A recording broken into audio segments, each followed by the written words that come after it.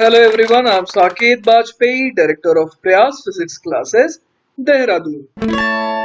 Welcome students, welcome to the first lecture of Simple Harmonic Motion. Basically इस lecture में हम लोग देखने वाले हैं कि आखिर ये सिंपल हार्मोनिक मोशन होता क्या है, फिर उसकी इक्वेशंस देखेंगे और उसके अलावा हम लोग एक और नई चीज देखेंगे जिसका नाम है simple harmonic motion as a projection of circular motion. तो चलिए शुरुआत करते हैं इस टॉपिक की। और हमारा जो पहला टॉपिक है वो है पीरियोडिक मोशन। देखिए आप पीरियोडिक मोशन से क्या समझते हैं? कोई भी एक ऐसा मोशन जो क्या करे, रिपीट करे अपने मोशन को after regular intervals of time. वही यहां पर लिखा है, when a body repeats its motion after regular time intervals we say that it is in harmonic motion or periodic motion। ध्यान दीजिएगा यहां पर मैंने हार्मोनिक मोशन लिखा है, it is not simple harmonic, वो अलग होगा।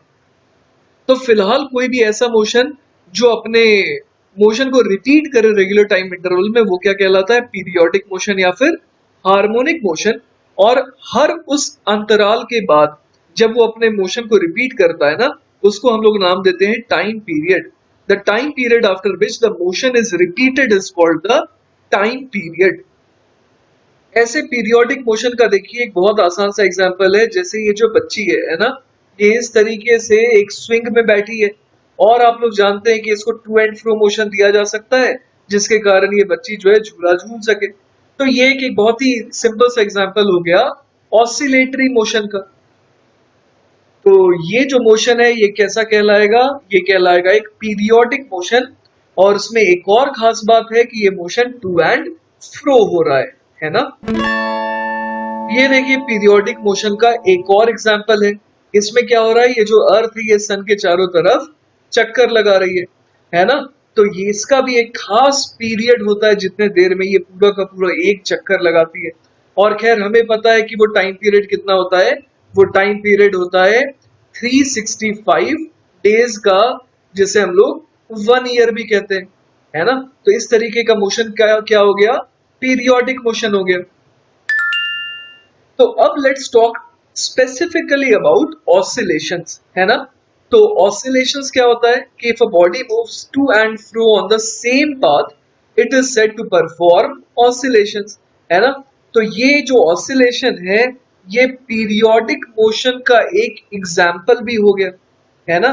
कि सारे के सारे पीरियोडिक मोशन जो है वो ऑसिलेशन नहीं कहलाएंगे, लेकिन सारे के सारे ऑसिलेटरी मोशन क्या जरूर कहलाएंगे? पीरियोडिक मोशन, है ना। जैसे कि यहाँ पर ये जो पेंडुलम है ना, एक धागे से मान लीजिए हम लोगों ने एक पार्टिकल को अटैच कर दिया तो इस तरीके से टू एंड फ्रो मोशन कर रहा है, तो ये क्या कहलाएगा? ऑसिलेटरी मोशन कहलाएगा। The particle will be said to be performing oscillations. और ऑब्वियस है कि इसका एक टाइम पीरियड भी जरूर होगा। अब आ जाता है हमारे पूरे चैप्टर का हीरो जो कि है सिंपल हार्मोनिक मोशन। देखिए सिंपल हार्मोनिक मोशन एक्चुअली क्या होता है, इसको हम लोग ना शॉर्ट में बार बार इतना लंबा नहीं बोलते हैं, इसको सिंपली एसएचएम बोल देते हैं। तो ये एसएचएम क्या होता है? It is a special type of oscillation. Oscillation तो है मतलब टू एंड फ्रो तो जाएगा ये, in which the particle oscillates on a straight line. अच्छा, पार्टिकल को कैसे मोशन करना होगा? बिल्कुल स्ट्रेट लाइन में मूव करना होगा। और क्या कंडीशन है? The acceleration of the particle is always directed towards a fixed point on the line and the magnitude is proportional to the displacement of the particle from this position. The fixed point is called the center of oscillation। मतलब मान लीजिए जैसे कि यहाँ पर मैंने O point दिखाया है और कह दिया कि ये सेंटर ऑफ ऑसिलेशन है। अब एसएचएम की कंडीशन क्या है कि मान लीजिए पार्टिकल यहां पर पहुंचा है, तो ये जो कॉन्सेप्ट है वो ऐसा है कि इसके पास एक्सेलरेशन होना चाहिए towards the centre of oscillation. इस स्पेशल पॉइंट की तरफ डायरेक्टेड होना चाहिए इसका एक्सेलरेशन। भले ये आगे मूव कर रहा हो, भले ये इधर मूव कर रहा हो, लेकिन दोनों ही केसेस में जो एक्सेलरेशन है वो किधर होना चाहिए? Towards the centre of oscillation. और साथ ही साथ जो एक्सेलरेशन है ना, एक्सेलरेशन का जो मैग्नीट्यूड है वो किसके प्रोपोर्शनल होना चाहिए? डिस्प्लेसमेंट एक्स के, है ना। तो मान लीजिए कि यहां से यहां तक की जो दूरी है वो मैग्नीट्यूड वाइज एक्स है ना। ये जो दूरी है मान लीजिए ये मैग्नीट्यूड वाइज एक्स है। तो सिंपली मैं क्या बोल दूंगा यहाँ पर, सिंपली मैं बोल दूंगा कि magnitude of acceleration should be proportional to x, है ना। एक्स मैंने क्या माना, उस पार्टिकल की दूरी from the centre of oscillation, चाहे वो यहां पर ही क्यों ना हो। मान लीजिए कि वो यहां पर है, तो क्या होना चाहिए, तो अगेन उसका एक्सेलरेशन की direction centre of the oscillation वाले पॉइंट की तरफ होनी चाहिए। और अगेन अगर मान लीजिए कि यहां से यहां तक की दूरी इस बार लेट अस से कि x2 है, तो यहां इस समय जो इसके पास एक्सेलरेशन a2 होगा, है ना, a2 का मैग्नीट्यूड कैसा होना चाहिए, a2 का मैग्नीट्यूड जो है वो प्रोपोर्शनल टू x2 होना चाहिए, है ना। तो बेसिकली बात क्या है कि ये खास टाइप का ऑसिलेशन होता है जिसमें जो रीस्टोरिंग फोर्स है, रीस्टोरिंग मतलब एक ऐसा फोर्स जो कि वापस से इसको सेंटर की तरफ ले जाना चाह रहा है, वो कैसा हो, वो मैग्नीट्यूड वाइज एक्स के प्रोपोर्शनल हो, तभी तो एक्सेलरेशन भी एक्स के प्रोपोर्शनल आएगा, है ना। तो हम लोग यहाँ पर ये सीख पा रहे हैं कि ऑसिलेशन तो वैरायटी वैरायटी का हो सकता है ना। ऑसिलेशन तो अलग अलग फोर्सेस की वजह से भी हो सकता है, लेकिन ये जो एसएचएम है, ये सिर्फ और सिर्फ कैसे फोर्स के कारण होना चाहिए, जिसका मैग्नीट्यूड डिस्प्लेसमेंट के मैग्नीट्यूड के प्रोपोर्शनल आए।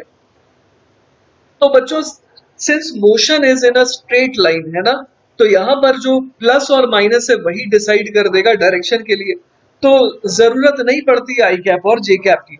तो यहां पर जो एक्सेलरेशन है ना, उसको मैं सिंपली क्या बोल सकता हूं, माइनस टाइम्स, है ना, ओमेगा स्क्वायर एक्स।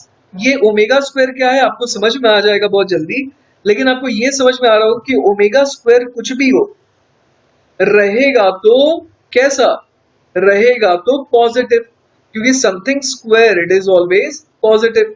तो ये इसलिए यहां पर आया है ताकि आपको ये समझ में आए कि एक्सेलरेशन की डायरेक्शन हमेशा क्या होनी चाहिए, डिस्प्लेसमेंट के डायरेक्शन के ऑपोजिट, है ना। अगर x पॉजिटिव है मतलब कि जो पार्टिकल का डिस्प्लेसमेंट है वो पॉजिटिव डायरेक्शन में हुआ है, तो एक्सेलरेशन नेगेटिव डायरेक्शन में होनी चाहिए।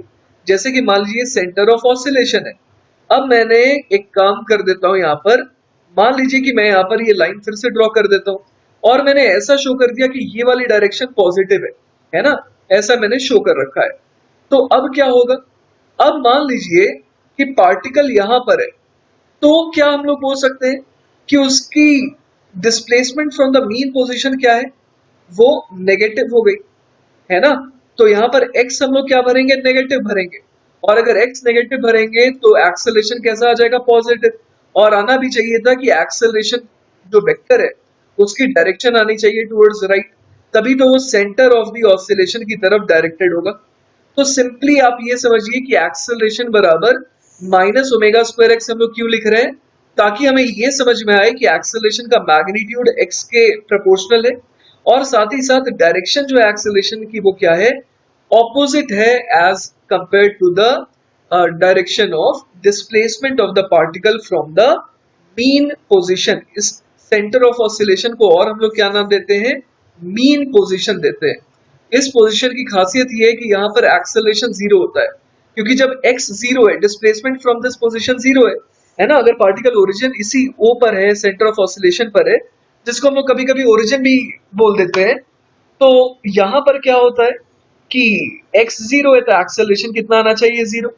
तो ये एक ऐसी लोकेशन है जहां पर हम लोग बोल सकते हैं कि नेट फोर्स जीरो लग रहा है, एक्सेलरेशन जीरो है, इसका नाम मीन पोजीशन हो जाता है, और साथ ही साथ इसका एक और नाम हो जाता है इक्विलिब्रियम पोजीशन। इक्विलिब्रियम तो आपको याद होगा, जहां पर नेट फोर्स मतलब जिस जिस पोजीशन में नेट फोर्स क्या लग रहा है, जीरो लग रहा है, वो कहलाएगा इक्विलिब्रियम पोजीशन। अब चलिए मैं आपको फील करवाने की कोशिश करता हूं कि जब पार्टिकल यहां पर है, तब अगर इसके पास एक्सेलरेशन इस डायरेक्शन में है, तो ये ऑसिलेशन क्यों हो रहा है। भाई ऑसिलेशन तो होना ही पड़ेगा, क्योंकि आप ऐसे सोचिए कि जब पार्टिकल यहां पर है तो इसके पास एक्सेलरेशन टुवर्ड्स लेफ्ट है, इसका मतलब इसको वेलोसिटी टुवर्ड्स लेफ्ट मिल रही है, और यहां पर मान लीजिए आ गया, यहां से यहां गया और यहां पर आ गया, अभी भी क्या हो रहा है, इसके पास एक्सेलरेशन टुवर्ड्स लेफ्ट है, तो मतलब हमेशा इसको वेलोसिटी लेफ्ट की तरफ मिलती जा रही है, मिलती जा रही है, मिलती जा रही है। तो जब ये यहां पर पहुंचेगा तो तुरंत रुक नहीं पाएगा, क्योंकि उसने ऑलरेडी जब ये टुवर्ड्स लेफ्ट मोशन कर रहा था from the extreme point, let us से कि ये एक्सट्रीम पॉइंट है ना, यहां से जब ये इधर को आ रहा था, तो इस लेट अस से कि ए से लेकर के ओ, इस एंटायर जर्नी के दौरान इसको लगातार लेफ्ट की तरफ वेलोसिटी मिली ही है ना। ए इसका एक्सट्रीम पॉइंट था, तो यहां पर वेलोसिटी जीरो हो गई थी, और उसके बाद फिर गेन करता ही जा रहा है लगातार वेलोसिटी गेन, और जब ओ पर आया तो एक मोमेंट के लिए इसको एक्सेलरेशन मिलना बंद हो गया। लेकिन अब तक तो इसने काफी वेलोसिटी गेन कर ली थी टुवर्ड्स लेफ्ट, तो बिकॉज ऑफ इनर्शिया हम लोग देख पा रहे हैं कि ये सडनली रुकेगा नहीं ऊपर, ये वापस से इधर जाएगा, है ना, इधर जाता रहेगा। लेकिन क्या होगा, अब एक्सेलरेशन अपनी डायरेक्शन बदल लेगा और एक्सेलरेशन की डायरेक्शन टुवर्ड्स राइट हो जाएगी, और अब जो है इसको वेलोसिटी मिलनी चालू हो रही है टुवर्ड्स राइट। अगर इसके पास ऑलरेडी टुवर्ड्स लेफ्ट वेलोसिटी है और उसे राइट की तरफ वेलोसिटी मिल रही है, मतलब इसकी स्पीड लगातार कम होती जा रही है, और एक ऐसा पॉइंट आता है लेट अस से कि बी पॉइंट, जहां पर इसकी स्पीड वापस से जीरो हो जाती है। उसके बाद क्या होगा, एक्सेलरेशन तो पूरे के पूरे जर्नी के दौरान फ्रॉम ओ टू बी या B to A, acceleration will always be towards right, है ना, क्योंकि ओ से बी के जर्नी के दौरान कहीं भी अगर ये रहेगा तो इसका डिस्प्लेसमेंट कैसा आएगा, डिस्प्लेसमेंट तो इस पर्टिकुलर डायरेक्शन में आएगा, है ना। तो अगर डिस्प्लेसमेंट इस डायरेक्शन में तो एक्सेलरेशन इसके ऑपोजिट डायरेक्शन में रहेगा। तो एक टाइम ऐसा आता है जब इसकी स्पीड जीरो हो जाती है, जब ये बी पॉइंट पर आता है, लेकिन उसके बाद क्या होता है, उसको तो लगातार वेलोसिटी टुवर्ड्स राइट मिल ही रही है, तो अभी इस तरफ वेलोसिटी गेन करते आगे बढ़ता जाता है, स्पीड बढ़ती जाती है, आगे बढ़ता जाता है, स्पीड बढ़ती जाती है, फिर ओ पॉइंट पर आता है तो फिर रुक नहीं पाता है। तो ये ओ पॉइंट पर जाने की फिराक में हमेशा रहता है, और जाता भी है यहाँ पर, ऐसा नहीं कि इस यहाँ पर नहीं जा पाता है, जाता है, लेकिन रुक नहीं पाता है यहाँ पर, है ना। ये ओ पॉइंट पर रुक नहीं पाता है। इनफैक्ट मुझे ये भी समझ में आ रहा है कि इसकी स्पीड ओ पॉइंट पर मैक्सिमम रहती होगी। ऐसा मैं क्यों कह रहा हूं, क्योंकि ए पॉइंट पे स्पीड जीरो थी, और ए से लेकर के ओ तक के जर्नी को आप देखिए, लगातार इसको वेलोसिटी मिलती जा रही है टुवर्ड्स लेफ्ट। तो ओ पॉइंट पर इसकी स्पीड काफी बढ़ गई, लेकिन ओ से जैसे ही लेफ्ट की तरफ बढ़ा तो वेलोसिटी लेफ्ट की तरफ है, लेकिन एक्सेलरेशन राइट की तरफ है। तो इसका मतलब इसकी स्पीड अब क्या हो रही है, कम होना चालू हो गई, और कम होते बी पे जीरो हो गई, फिर बढ़ेगी और ऊपर आएगा ये और मैक्सिमम वेलोसिटी हो जाएगी, फिर कम होगा और ये जीरो हो जाएगा। तो ऐसे करके इसका ऑसिलेशन लगातार चलता ही चला जाता है ना। तो एक बहुत इंपॉर्टेंट पॉइंट क्या है, the acceleration is always directed towards the centre of oscillation. अब आपको एक चीज याद होगी कि एक्सेलरेशन को हम लोग फोर्स अपॉन मास लिख सकते हैं। तो यहां से F बराबर क्या आ जाएगा, यहां से F बराबर आ जाएगा m इंटू ए, और a को हम लोग क्या लिख सकते हैं, माइनस ओमेगा स्क्वायर एक्स। तो ये क्या बन गया, minus m omega square x, है ना। तो हम लोग यहां पर देख पा रहे हैं कि ये जो m इंटू ओमेगा स्क्वायर है, ये कैसा टर्म है, एक पॉजिटिव टर्म है। तो क्यों ना मैं इसको एक अलग कांस्टेंट घोषित कर दूं, तो मैं यहां पर बोल दूंगा f बराबर माइनस, इसका नाम मैं दे देता हूं k, है ना, k। तो f बराबर क्या हो जाएगा, माइनस के एक्स। तो अगेन ये इक्वेशन मेरे को क्या बता रही है कि फोर्स का मैग्नीट्यूड जो है वो x के प्रोपोर्शनल है, और साथ ही साथ फोर्स की direction displacement from the mean position के ऑपोजिट है ना। तो यहां तक हम लोगों ने क्या समझा कि ये जो k है वो क्या है, वो एक पॉजिटिव कांस्टेंट है ना, और जिसकी वैल्यू कितनी है, जिसकी value mass into omega square है। मास तो पॉजिटिव होता है और ओमेगा स्क्वायर को पॉजिटिव होना ही पड़ेगा। तो इस पॉजिटिव कांस्टेंट का एक और नाम होता है जो कि है फोर्स कांस्टेंट, है ना, जो कि आपको समझ में भी आ रहा होगा कि ये नाम क्यों है, क्योंकि यहाँ फोर्स से एक रिलेशन बता रहा है। और साथ ही साथ इसका एक और नाम होता है स्प्रिंग कांस्टेंट। स्प्रिंग कांस्टेंट इसलिए क्योंकि जनरली आपको याद होगा कि अगर मान लीजिए एक दीवार है जिससे एक स्प्रिंग इस तरीके से अटैच्ड है, और मान लीजिए यहाँ पर एक ब्लॉक है ना, m मास का, तो अगर ये इस समय नेचुरल लेंथ पर है ना, स्प्रिंग अपने नेचुरल लेंथ पर है, और अगर आप ब्लॉक को थोड़ा खींच देंगे आगे, मान लीजिए आपने x डिस्टेंस खींचा, तो इस पर फोर्स कैसा लगेगा, इस पर फोर्स टुवर्ड्स लेफ्ट लगेगा जिसका मैग्नीट्यूड कितना हो जाएगा k इंटू एक्स, जहां पर k क्या होता है, stiffness constant of the spring, है ना। तो जनरली क्या होता है कि यहाँ पर जो ये k है ना, वो एक्चुअली इस k का रोल भी प्ले करता है। मतलब बहुत बार हम लोग एसएचएम में देखेंगे कि स्प्रिंग का एग्जांपल लिया जा रहा है, क्योंकि स्प्रिंग का जो फोर्स है वो kx के वैरायटी का ही तो फोर्स होता है। तो इसीलिए आप क्या कह सकते हैं कि ये जो k है यहाँ पर, तो उसको हम लोग फोर्स कांस्टेंट कह दें या फिर स्प्रिंग कांस्टेंट कह दें, बात एक ही है। एक और बहुत इंपॉर्टेंट पॉइंट जो हम लोगों ने देख भी लिया था, और वो ये है कि the force on the particle is zero. और कब? When it is at the centre of oscillation, है ना, क्योंकि सेंटर ऑफ ऑसिलेशन पर वो रहेगा जब पार्टिकल, तो उस समय क्या होगा, उस समय हम लोग देख पा रहे हैं कि उसका displacement from the centre of oscillation zero है। तो ऑब्वियस है कि x की वैल्यू जीरो हो जाएगी, तो फोर्स की भी वैल्यू जीरो हो जाएगी। इसीलिए मैंने आपको बताया था कि इस O पॉइंट का और क्या नाम होता है, इक्विलिब्रियम पोजीशन, है ना।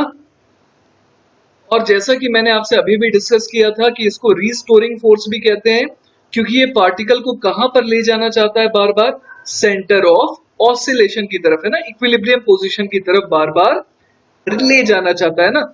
जैसे उसको ऐसा लगता है कि अरे इसको रहना चाहिए था सेंटर ऑफ ऑसिलेशन पर, ये बार बार डिस्प्लेस क्यों हो जा रहा है, तो ये बार बार अपनी तरफ से बेचारा कोशिश करते रहता है कि ये सेंटर ऑफ ऑसिलेशन पर आए। पर ये नासमझ फोर्स को ये नहीं पता कि ये जब सेंटर ऑफ ऑसिलेशन पर आएगा तो इसको इसने इतनी वेलोसिटी प्रोवाइड कर रखी होगी कि ये यहाँ पर रुक थोड़ी पाएगा। फिर इसको बुरा लगने लगता है, अरे ये तो आगे निकल गया, फिर ये पीछे फोर्स लगाता है। फिर इस तरीके से ये बेचारा ईमानदार सा फोर्स जो है, बहुत ही प्यारा सा इनोसेंट सा फोर्स जो है, वो लगातार इसको क्या करना चाहता है, सेंटर ऑफ ऑसिलेशन की तरफ लाना चाहता है ना। तो ये क्या कहलाता है, रीस्टोरिंग फोर्स। तो बच्चों ये मैंने ग्राफ बना दिया है F बराबर माइनस के एक्स का, है ना। जैसा कि आप समझ रहे हैं कि यहाँ पर जो फोर्स और एक्स में रिलेशन है वो कैसा है, लीनियर है ना। तो अगर लीनियर रिलेशन है यहाँ पर फोर्स और एक्स का, तो हम लोग समझ पा रहे हैं कि ग्राफ जो है वो स्ट्रेट लाइन बनेगा।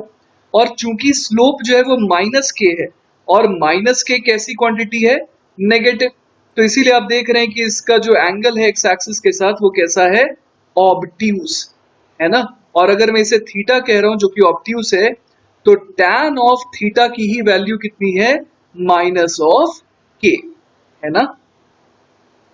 इस ग्राफ से हमें बड़े आराम से दिख रहा है कि जब x पॉजिटिव है तो फोर्स नेगेटिव है, और जब x नेगेटिव है तब फोर्स पॉजिटिव है ना। तो ये चीज हमारे को हमेशा याद रखनी है। और एक स्पेशल पॉइंट भी होता है, जब x जीरो है तब फोर्स भी जीरो ही है। चलिए, तो जो हमारा नेक्स्ट टॉपिक है वो है qualitative nature of SHM. Basically हम लोग देख पा रहे हैं कि यहाँ पर स्प्रिंग है ना, और एक ब्लॉक है।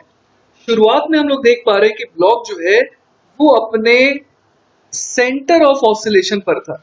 मतलब कि इस समय जो स्प्रिंग है ये नेचुरल लेंथ पर थी, और ब्लॉक पर इस समय कोई भी फोर्स नहीं लग रहा था, ये रुका हुआ था मान लीजिए, है ना।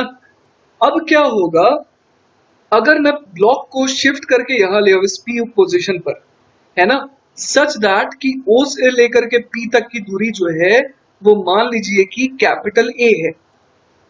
तो अब देखिए क्या होगा, यहां से अगर मैं इसे रिलीज करूं तो आप देखिए कि स्प्रिंग के पास इस समय कितनी एनर्जी थी। मान लीजिए स्प्रिंग कांस्टेंट के है, तो मैं क्या बोल दूंगा, हाफ के ए स्क्वायर थी initial potential energy of the system, है ना। सिस्टम में किसे ले रहा हूं, स्प्रिंग प्लस ब्लॉक को। तो अब क्या है, जैसे ही मैं इसे रिलीज करूंगा तो कोई भी सिस्टम अपनी पोटेंशियल एनर्जी को कम करना चाहता है ना।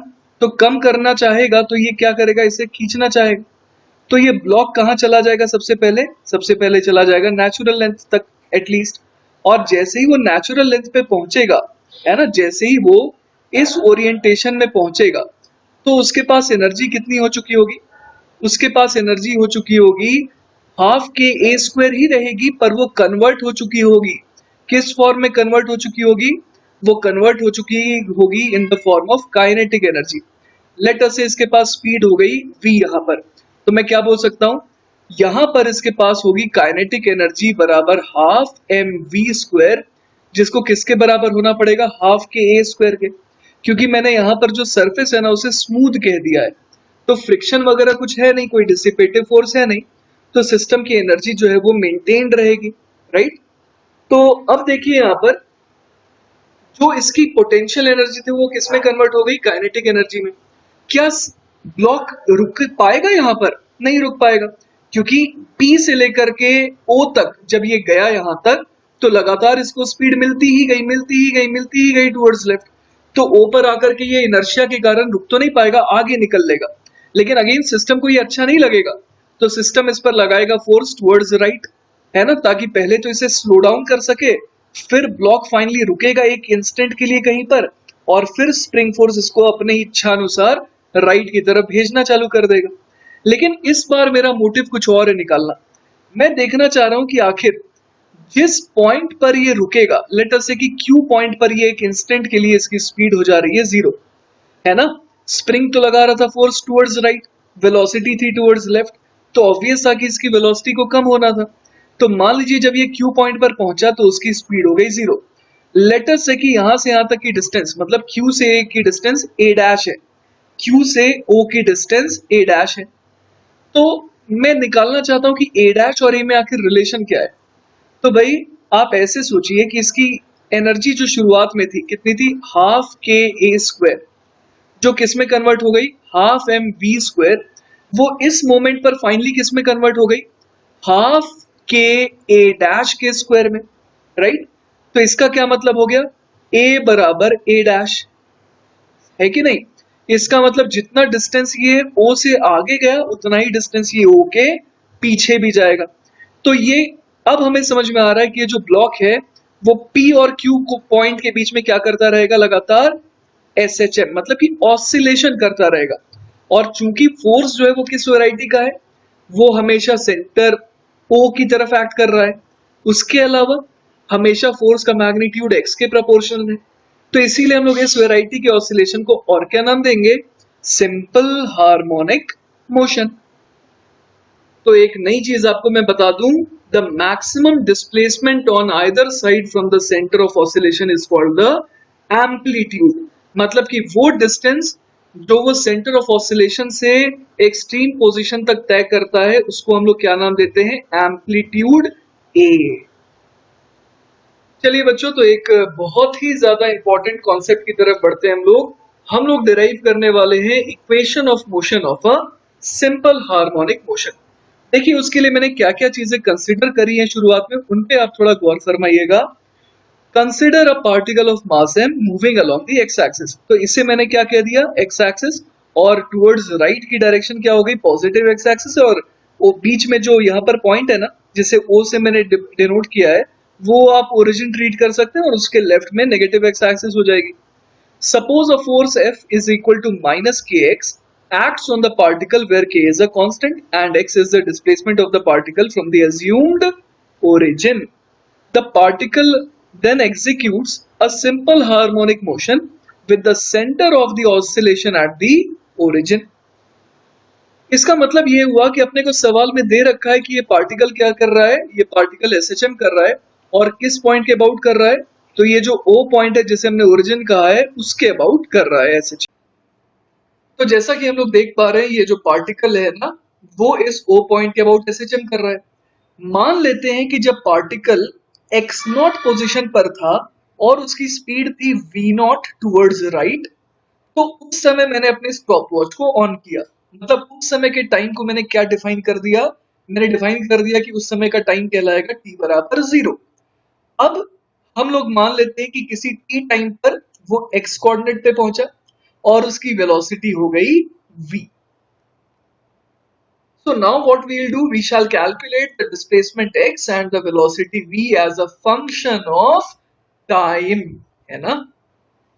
तो सबसे पहले यहां पर नोट कर लेते हैं कि एट t इक्वल टू 0 क्या क्या था, at t equal to 0 x की वैल्यू थी x नॉट और v की वैल्यू थी v नॉट, है ना। और हमें इसके अलावा पता क्या है, हमें ये पता है कि एक्सेलरेशन होता है फोर्स अपॉन मास, और फोर्स कैसा है, ऐसा फोर्स है सच दैट कि वो एसएचएम करवा रहा है, तो मैं यहां लिखूंगा माइनस के एक्स अपॉन एम, और इसी को मैं क्या कह दे रहा हूं, माइनस ओमेगा स्क्वायर एक्स। और यहां पर मैंने ओमेगा किसे माना है, मैंने ओमेगा माना है under the root of k upon M को, है ना। तो अब चलिए एक काम करते हैं, हम लोग यहाँ पर लिख देते हैं dv बाई dt, है ना। एक्सेलरेशन क्या होता है, dv बाई dt, उसको मैं लिख सकता हूँ माइनस ओमेगा स्क्वायर एक्स, जैसा हम लोगों ने अभी अभी डिसाइड करा था। साथ ही साथ एक्सेलरेशन को लिखने का एक और तरीका है, and that is v dv by dx। तो ऐसा मैंने सोचा इसलिए क्योंकि यहाँ पर x आ रहा था, है ना।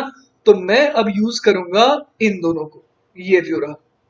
तो चलिए इसका इस्तेमाल करते हैं, और हम लोग कैसे यहाँ पर यूज करें, dx को इधर ले जाते हैं, तो क्या आ जाएगा यहाँ पर v dv बराबर minus omega square x dx। अब कर देते हैं इन्हें इंटीग्रेट। अब इंटीग्रेशन में अपने को ध्यान देना होगा कि जब x की वैल्यू x नॉट थी तब v की वैल्यू v नॉट थी, और लेटर से किसी रैंडम x पर उसकी वेलोसिटी हो जा रही है v, है ना। तो चलिए इसे इंटीग्रेट करने की कोशिश करते हैं। क्या आ जाएगा यहाँ से, इसका इंटीग्रेशन हो जाएगा v स्क्वायर बाई टू, जिसमें लिमिट अपने को भरनी है v नॉट से v तक, और ये किसके बराबर हो जाएगा minus omega square x dx का इंटीग्रेशन हो जाएगा एक्स स्क्वायर अपॉन टू, और लिमिट क्या भर देंगे हम लोग x नॉट से x तक, है ना। तो यहां से देखिए क्या आ जाएगा अपने पास, v square minus v naught square upon two is equal to minus omega square, और अंदर क्या लिख दें x square minus x naught square upon two. तो यहाँ पर टू से टू तो कैंसिल आउट हो गया, तो यहां से क्या आ गया मेरे पास, v स्क्वायर बराबर आ जाएगा, कितना आ जाएगा v not square minus omega square x square plus omega square x naught का स्क्वायर, है ना। तो यहां पर मैं और क्या लिख सकता हूं इसे, v स्क्वायर बराबर जो जो कॉन्स्टेंट्स है उसको मैं क्लब कर देता हूं, जैसे ये दोनों कॉन्स्टेंट्स है ना। तो इसे मैं लिख देता हूं v not square plus omega square x naught square, this whole with subtraction of omega square x square. अब देखिए मैं फर्दर क्या करने वाला हूं, v स्क्वायर बराबर यहां पर मैं ओमेगा स्क्वायर से डिवाइड और मल्टीप्लाई कर देता हूं। तो यहां पर क्या आ जाएगा ओमेगा स्क्वायर, और पूरे को मैं डिवाइड कर दूंगा ओमेगा स्क्वायर से, तो ये क्या बन जाएगा v naught square upon omega square plus x naught का स्क्वायर, माइनस क्या कर दे यहाँ पर माइनस एक्स का स्क्वायर, और ये पूरा का पूरा हो गया इनसाइड अ ब्रैकेट। तो यहां से देखिए मेरे पास v कितना आ गया, v आ गया अंडर द रूट ऑफ, कितना लिखते हैं ओमेगा स्क्वायर, और इधर फर्दर क्या लिख देंगे हम लोग, पूरा का पूरा एज इट इज रख देते हैं v not square upon omega square plus x naught का स्क्वायर, और माइनस क्या कर दें एक्स स्क्वायर, है ना। अब आप देख पा रहे होंगे कि ये जो पूरा का पूरा टर्म है ना, ये कैसा है, एक तो पॉजिटिव है और साथ ही साथ ये कांस्टेंट है, क्योंकि v naught x naught omega सारी चीजें यहाँ पर तो कांस्टेंट ही होती है। तो मुझे ऐसा लग रहा है कि क्यों ना इसे कुछ नाम दे दिया जाए, और नाम भी ऐसा देंगे सच दैट कि ये पॉजिटिव रहे। तो मैं इसे नाम दे दे रहा हूँ ए स्क्वायर। क्यों ए स्क्वायर नाम दे दिया, क्योंकि ये हमेशा पॉजिटिव है, तो किसी क्वांटिटी का स्क्वायर नाम दे दिया मैंने, है ना। क्योंकि मैं स्क्वायर के लिए कॉन्फिडेंट हूं कि वो तो पॉजिटिव ही रहेगा, राइट। तो यहां से फाइनली v कितना आ गया, v आ गया ओमेगा स्क्वायर को बाहर निकाल लेते हैं, तो ये कितना बन जाएगा omega under the root of A square minus x square. तो ये एक बहुत इंपॉर्टेंट इक्वेशन आई है, और इसमें आप लोग ध्यान रखिएगा कि मैंने ए स्क्वायर किसे माना है, मैंने ए स्क्वायर माना है v naught square upon omega square plus x naught का स्क्वायर। आप एक चीज देख पा रहे होंगे, मैंने अभी तक ए को डिफाइन नहीं करा है ना, कि ये जो ए स्क्वायर है उसके अंदर जो ए है वो आखिर क्या है, ये मैंने कुछ भी डिस्कस अभी तक नहीं करा है। मैंने बस आपको फॉर्मूले के तौर पे बता दिया कि ए स्क्वायर कितना आएगा, है ना। तो धीरे धीरे हम लोग वहां पर भी जाएंगे और उस बारे में भी डिस्कशन करेंगे। लेकिन हाँ, मेरी आपसे रिक्वेस्ट है कि आप ये फॉर्मूला याद रखिए और ये वाली इक्वेशन भी याद रखिए। अब देखिए यहाँ पर मैं v को लिख सकता हूँ dx अपॉन dt, है ना। dx बाई dt कितना आ जाएगा omega under the root of A square minus x square. तो यहाँ पर अब मैं फर्दर क्या करूंगा, मैं इसे इंटीग्रेट करने के फॉर्म में ले आऊंगा। तो dx upon under the root of A square minus x square, A किसके बराबर हो जाएगा, ओमेगा dt के। अब मैं कर दूंगा इंटीग्रेट, और मुझे पता है कि t बराबर 0 पर x की वैल्यू थी x नॉट, और लेटर से किसी t टाइम पर x की वैल्यू हो जाती है x। अब बच्चों हो सकता है कि आपको ये नहीं पता हो, तो मैं बता देता हूं। ये जो है integration of dx upon under root of A square minus x square, ये बहुत पॉपुलर फॉर्म है, और इसको इंटीग्रेट करने पर आता है sine inverse x upon A. तो लेफ्ट हैंड साइड का इंटीग्रेशन क्या हो जाएगा, साइन इनवर्स x अपॉन ए, और इसमें लिमिट क्या भरेंगे, x नॉट से x तक, और राइट साइड में क्या आ जाएगा, ओमेगा इंटू टी, है ना। तो अब देखते हैं इसको फर्दर वैल्यू करके क्या आता है, sine inverse x upon A minus sine inverse x not upon A बराबर क्या आ जाएगा, ओमेगा टी, है ना। तो अब अपने को basically x as a function of t चाहिए था, तो मैं इस वाले टर्म को इधर भेज देता हूं, तो क्या आ जाएगा, sine inverse x upon A is equal to sine inverse x not upon A plus omega T, है ना। तो यहां से देखिए क्या आ जाएगा, अगर मैं दोनों तरफ यहां पर साइन ले लूं तो क्या आ जाएगा, x अपॉन ए बराबर कितना आ जाएगा, x अपॉन ए आ जाएगा साइन ऑफ ओमेगा टी, है ना, plus sine inverse x not upon A, ऐसा कुछ बन जाएगा। अब बच्चों मुझे ये दिखाई दे रहा है कि ये वाला जो टर्म है, अगेन ये पूरा का पूरा एक कांस्टेंट है, एक्स नॉट कांस्टेंट है, ए भी कांस्टेंट था, तो इसको मैं नाम दे देता हूं लेटर से डेल्टा, है ना। ग्रीक अल्फाबेट डेल्टा मैंने नाम दे दिया इसे। तो यहां से क्या आ गया, x upon A is equal to sine of omega T plus delta. तो यहां से अब आपको दिख रहा होगा कि एक्स क्या आ गया, एक्स आ गया A sine omega T plus delta, है ना। और यहां पर आपको ये भी समझ में आ रहा है कि मैंने डेल्टा किसे कहा है, मैंने डेल्टा कहा है, लिख देता हूं यहां पर, where delta is equal to sine inverse X not upon A. तो बेसिकली ये जो डेल्टा है वो किस पे डिपेंड कर रहा है, एक्स नॉट पर डिपेंड कर रहा है, जो कि क्या होता है, एक्स नॉट है t इक्वल टू 0 पर x की वैल्यू, है ना। तो बच्चों जो हम लोग चाह रहे थे वो हमने हासिल कर लिया, x as a function of time हम हासिल कर चुके हैं। अब एक काम करते हैं, बहुत ही सिंपल सा काम है, इसको डिफरेंशिएट करके v as a function of time निकाल लेते हैं। तो डिफरेंशिएट करिए, क्या आ जाएगा, v बराबर हो जाएगा dx अपॉन dt, और वो कितना हो जाएगा, a omega cos of omega T plus delta, है ना। और इसी के साथ हम लोग ये देख पा रहे हैं कि x जो है वो भी साइन ऑफ समथिंग है, और v जो है वो कोसाइन ऑफ समथिंग है ना। साथ में ये टर्म मल्टीप्लाई हो रहा है और x में ये टर्म मल्टीप्लाई हो रहा है। अब जरा देखिए यहां पर कि v जो है ना, v बराबर आ गया a omega cos of something. Cos of something कहां से कहां वेरी कर सकता है, कॉस ऑफ समथिंग वेरी कर सकता है -1 से +1। इसका मतलब v कहां से कहां वेरी कर सकता है, v वेरी कर सकता है माइनस ओमेगा से प्लस ओमेगा, सॉरी प्लस ए ओमेगा, है ना। v वेरी कर सकता है माइनस ए ओमेगा से प्लस ए ओमेगा तक। तो इसका मतलब ये हो गया कि ये जो ए ओमेगा वाला टर्म है, ये बेसिकली हमें क्या बता रहा है, ए ओमेगा वाला टर्म जो है वो बेसिकली हमें बता रहा है कि वेलोसिटी का मैक्सिमम मैग्नीट्यूड कितना हो सकता है। तो A omega is nothing but V max, है ना। तो हमें ये समझ में आ गया कि यहाँ पर ए ओमेगा की वैल्यू बता रही है maximum speed of the particle. और उसी तरीके से अब हम लोग x बराबर A sine omega T plus delta के बारे में भी बात कर सकते हैं, है ना। जैसे कि आप देख पा रहे हैं यहाँ पर कि x कहां से कहां वेरी कर सकता है, x वेरी कर सकता है -a टू +a, है ना। और यहां पर हम लोग देख पा रहे थे कि मीन पोजीशन क्या है, x बराबर 0। मतलब x बराबर 0 से पार्टिकल कितना आगे जा सकता है, x बराबर a तक, और कितना पीछे जा सकता है, x बराबर -a तक, है ना। तो बेसिकली ये जो a है वो किसका रोल प्ले कर रहा है, एम्पलीट्यूड का। तो अब हमारे को कुछ कुछ क्लैरिटी मिल रही है कि ये ए क्या रिप्रेजेंट कर रहा था, एम्पलीट्यूड, और ए इंटू ओमेगा क्या रिप्रेजेंट कर रहा है, मैक्सिमम स्पीड।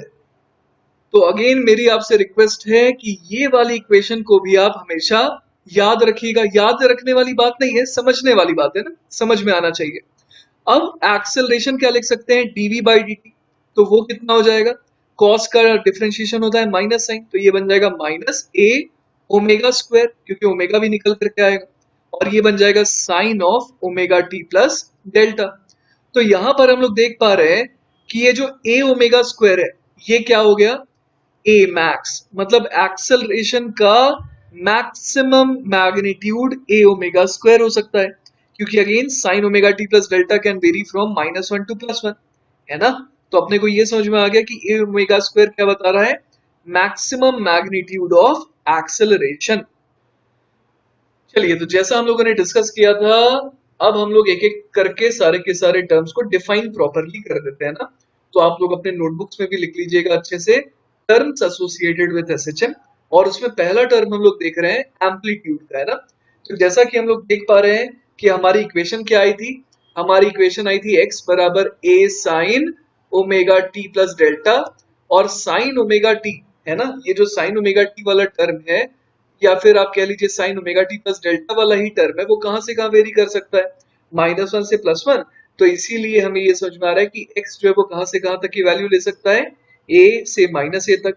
तो it is the maximum displacement of the particle from the centre of the oscillation, that is the amplitude of oscillation.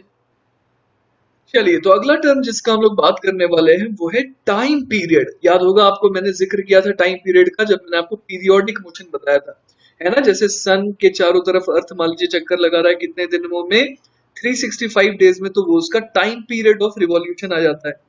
तो वही यहाँ पर भी इसका एक टाइम पीरियड होगा, है ना। तो जैसे कि मान लीजिए मैं बोल रहा हूँ कि एक ब्लॉक है, वो मान लीजिए यहाँ से गया मैक्सिमम डिस्टेंस टुवर्ड्स राइट, फिर यहाँ से गया मैक्सिमम डिस्टेंस टुवर्ड्स लेफ्ट, और फिर वापस से यहाँ पर आ गया, मतलब ऐसे गया फिर ऐसे आया फिर वापस से यहाँ पर आ गया। तो इस तरीके से हम लोग कह पा रहे हैं कि इसने पूरा का पूरा एक एक पूरा साइकिल कंप्लीट कर लिया, है ना। अब ये वापस से उसी अवस्था में आ गया है जिस अवस्था में ये शुरुआत में था। शुरुआत में किस अवस्था में था, यह सेंटर ऑफ ऑसिलेशन पर था, और it was planning to go towards right. अभी भी क्या हो गया, घूम करके जब यहाँ पर वापस आ गया तो it is again planning to go towards right. तो हम लोग समझ सकते हैं कि ये जो टाइम लगा, यही क्या कहलाएगा, टाइम पीरियड, है ना। तो वही लिखा है यहाँ पर, suppose the particle is at a position x and its velocity is v at a certain time t। After some time the position of the particle will again be x, है ना। कुछ दिन बाद, कुछ देर बाद तो ऐसा होगा ही कि उसका लोकेशन वापस से x हो जाए, और साथ ही साथ उसकी वेलोसिटी वेक्टर वो भी क्या हो जाए, v हो जाए, है ना, that also in the same direction. तो उस समय हम लोग क्या कहेंगे कि this part of the motion is called one complete oscillation. उसने एक कंप्लीट ऑसिलेशन कवर कर लिया, and the time taken in one complete oscillation is called the time period, है ना।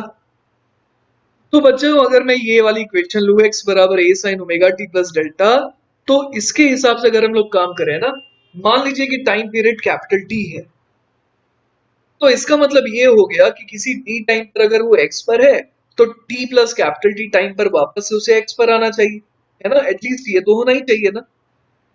तो मैं क्या लिख सकता हूं यहाँ पर, x बराबर जो है वो आएगा a sine omega T plus delta, और साथ ही साथ यही x वो वापस से कब रिगेन कर रहा है, t प्लस कैपिटल T पर। तो मैं लिख दूंगा this should also be equal to a sine omega, अब t कौन सा रखें, t plus capital T plus delta, है ना। तो यहां से देखिए अपने पास क्या आ गया, एक कंडीशन आ गई, sine of omega T plus delta has to be equal to sine of omega T plus delta plus omega capital T, है ना। एक कंडीशन तो अपने पास ये आ गई। उसके अलावा हम लोग क्या बोल सकते हैं यहाँ पर, उसके अलावा हम लोग बोल सकते हैं कि v क्या था, v आया था a omega cos omega T plus delta, है ना। अब उस t plus capital T time पर उसकी वेलोसिटी भी वापस से सेम हो जानी चाहिए। तो हम लोग क्या लिख देंगे यहाँ पर, this should again be equal to a omega cos of omega T plus capital T plus delta. तो यहां से क्या आ जाएगा, यहां से आ जाएगा ए ओमेगा कैंसिल आउट, तो आ गया cos of omega T plus delta has to be equal to cos of omega T plus delta plus omega capital T. तो बेसिकली अपने पास दो इक्वेशंस आ गई जिनको सेटिस्फाई हमें करवाना है ना। एक तो ये आ गई और दूसरी कौन सी आ गई, ये वाली, है ना। इन दोनों को ही सेटिस्फाई करवाना है अपने को। तो चलिए सोचते हैं कि ऐसा हम लोग कैसे करवा पाएंगे ना। कौन सी ऐसी वैल्यू आएगी जिसमें ये दोनों ही साइमल्टेनियसली सेटिस्फाई हो रहे हो, है ना। तो अगर थोड़ा मैथमेटिक्स लगाएं तो हमें समझ में आ रहा है कि sign omega T plus delta and cos omega T plus delta both will repeat their value if the angle omega T plus delta increases by 2 पाई, या फिर उसका मल्टीपल जैसे 2 पाई हो गया, 4 पाई हो गया, 6 पाई हो गया।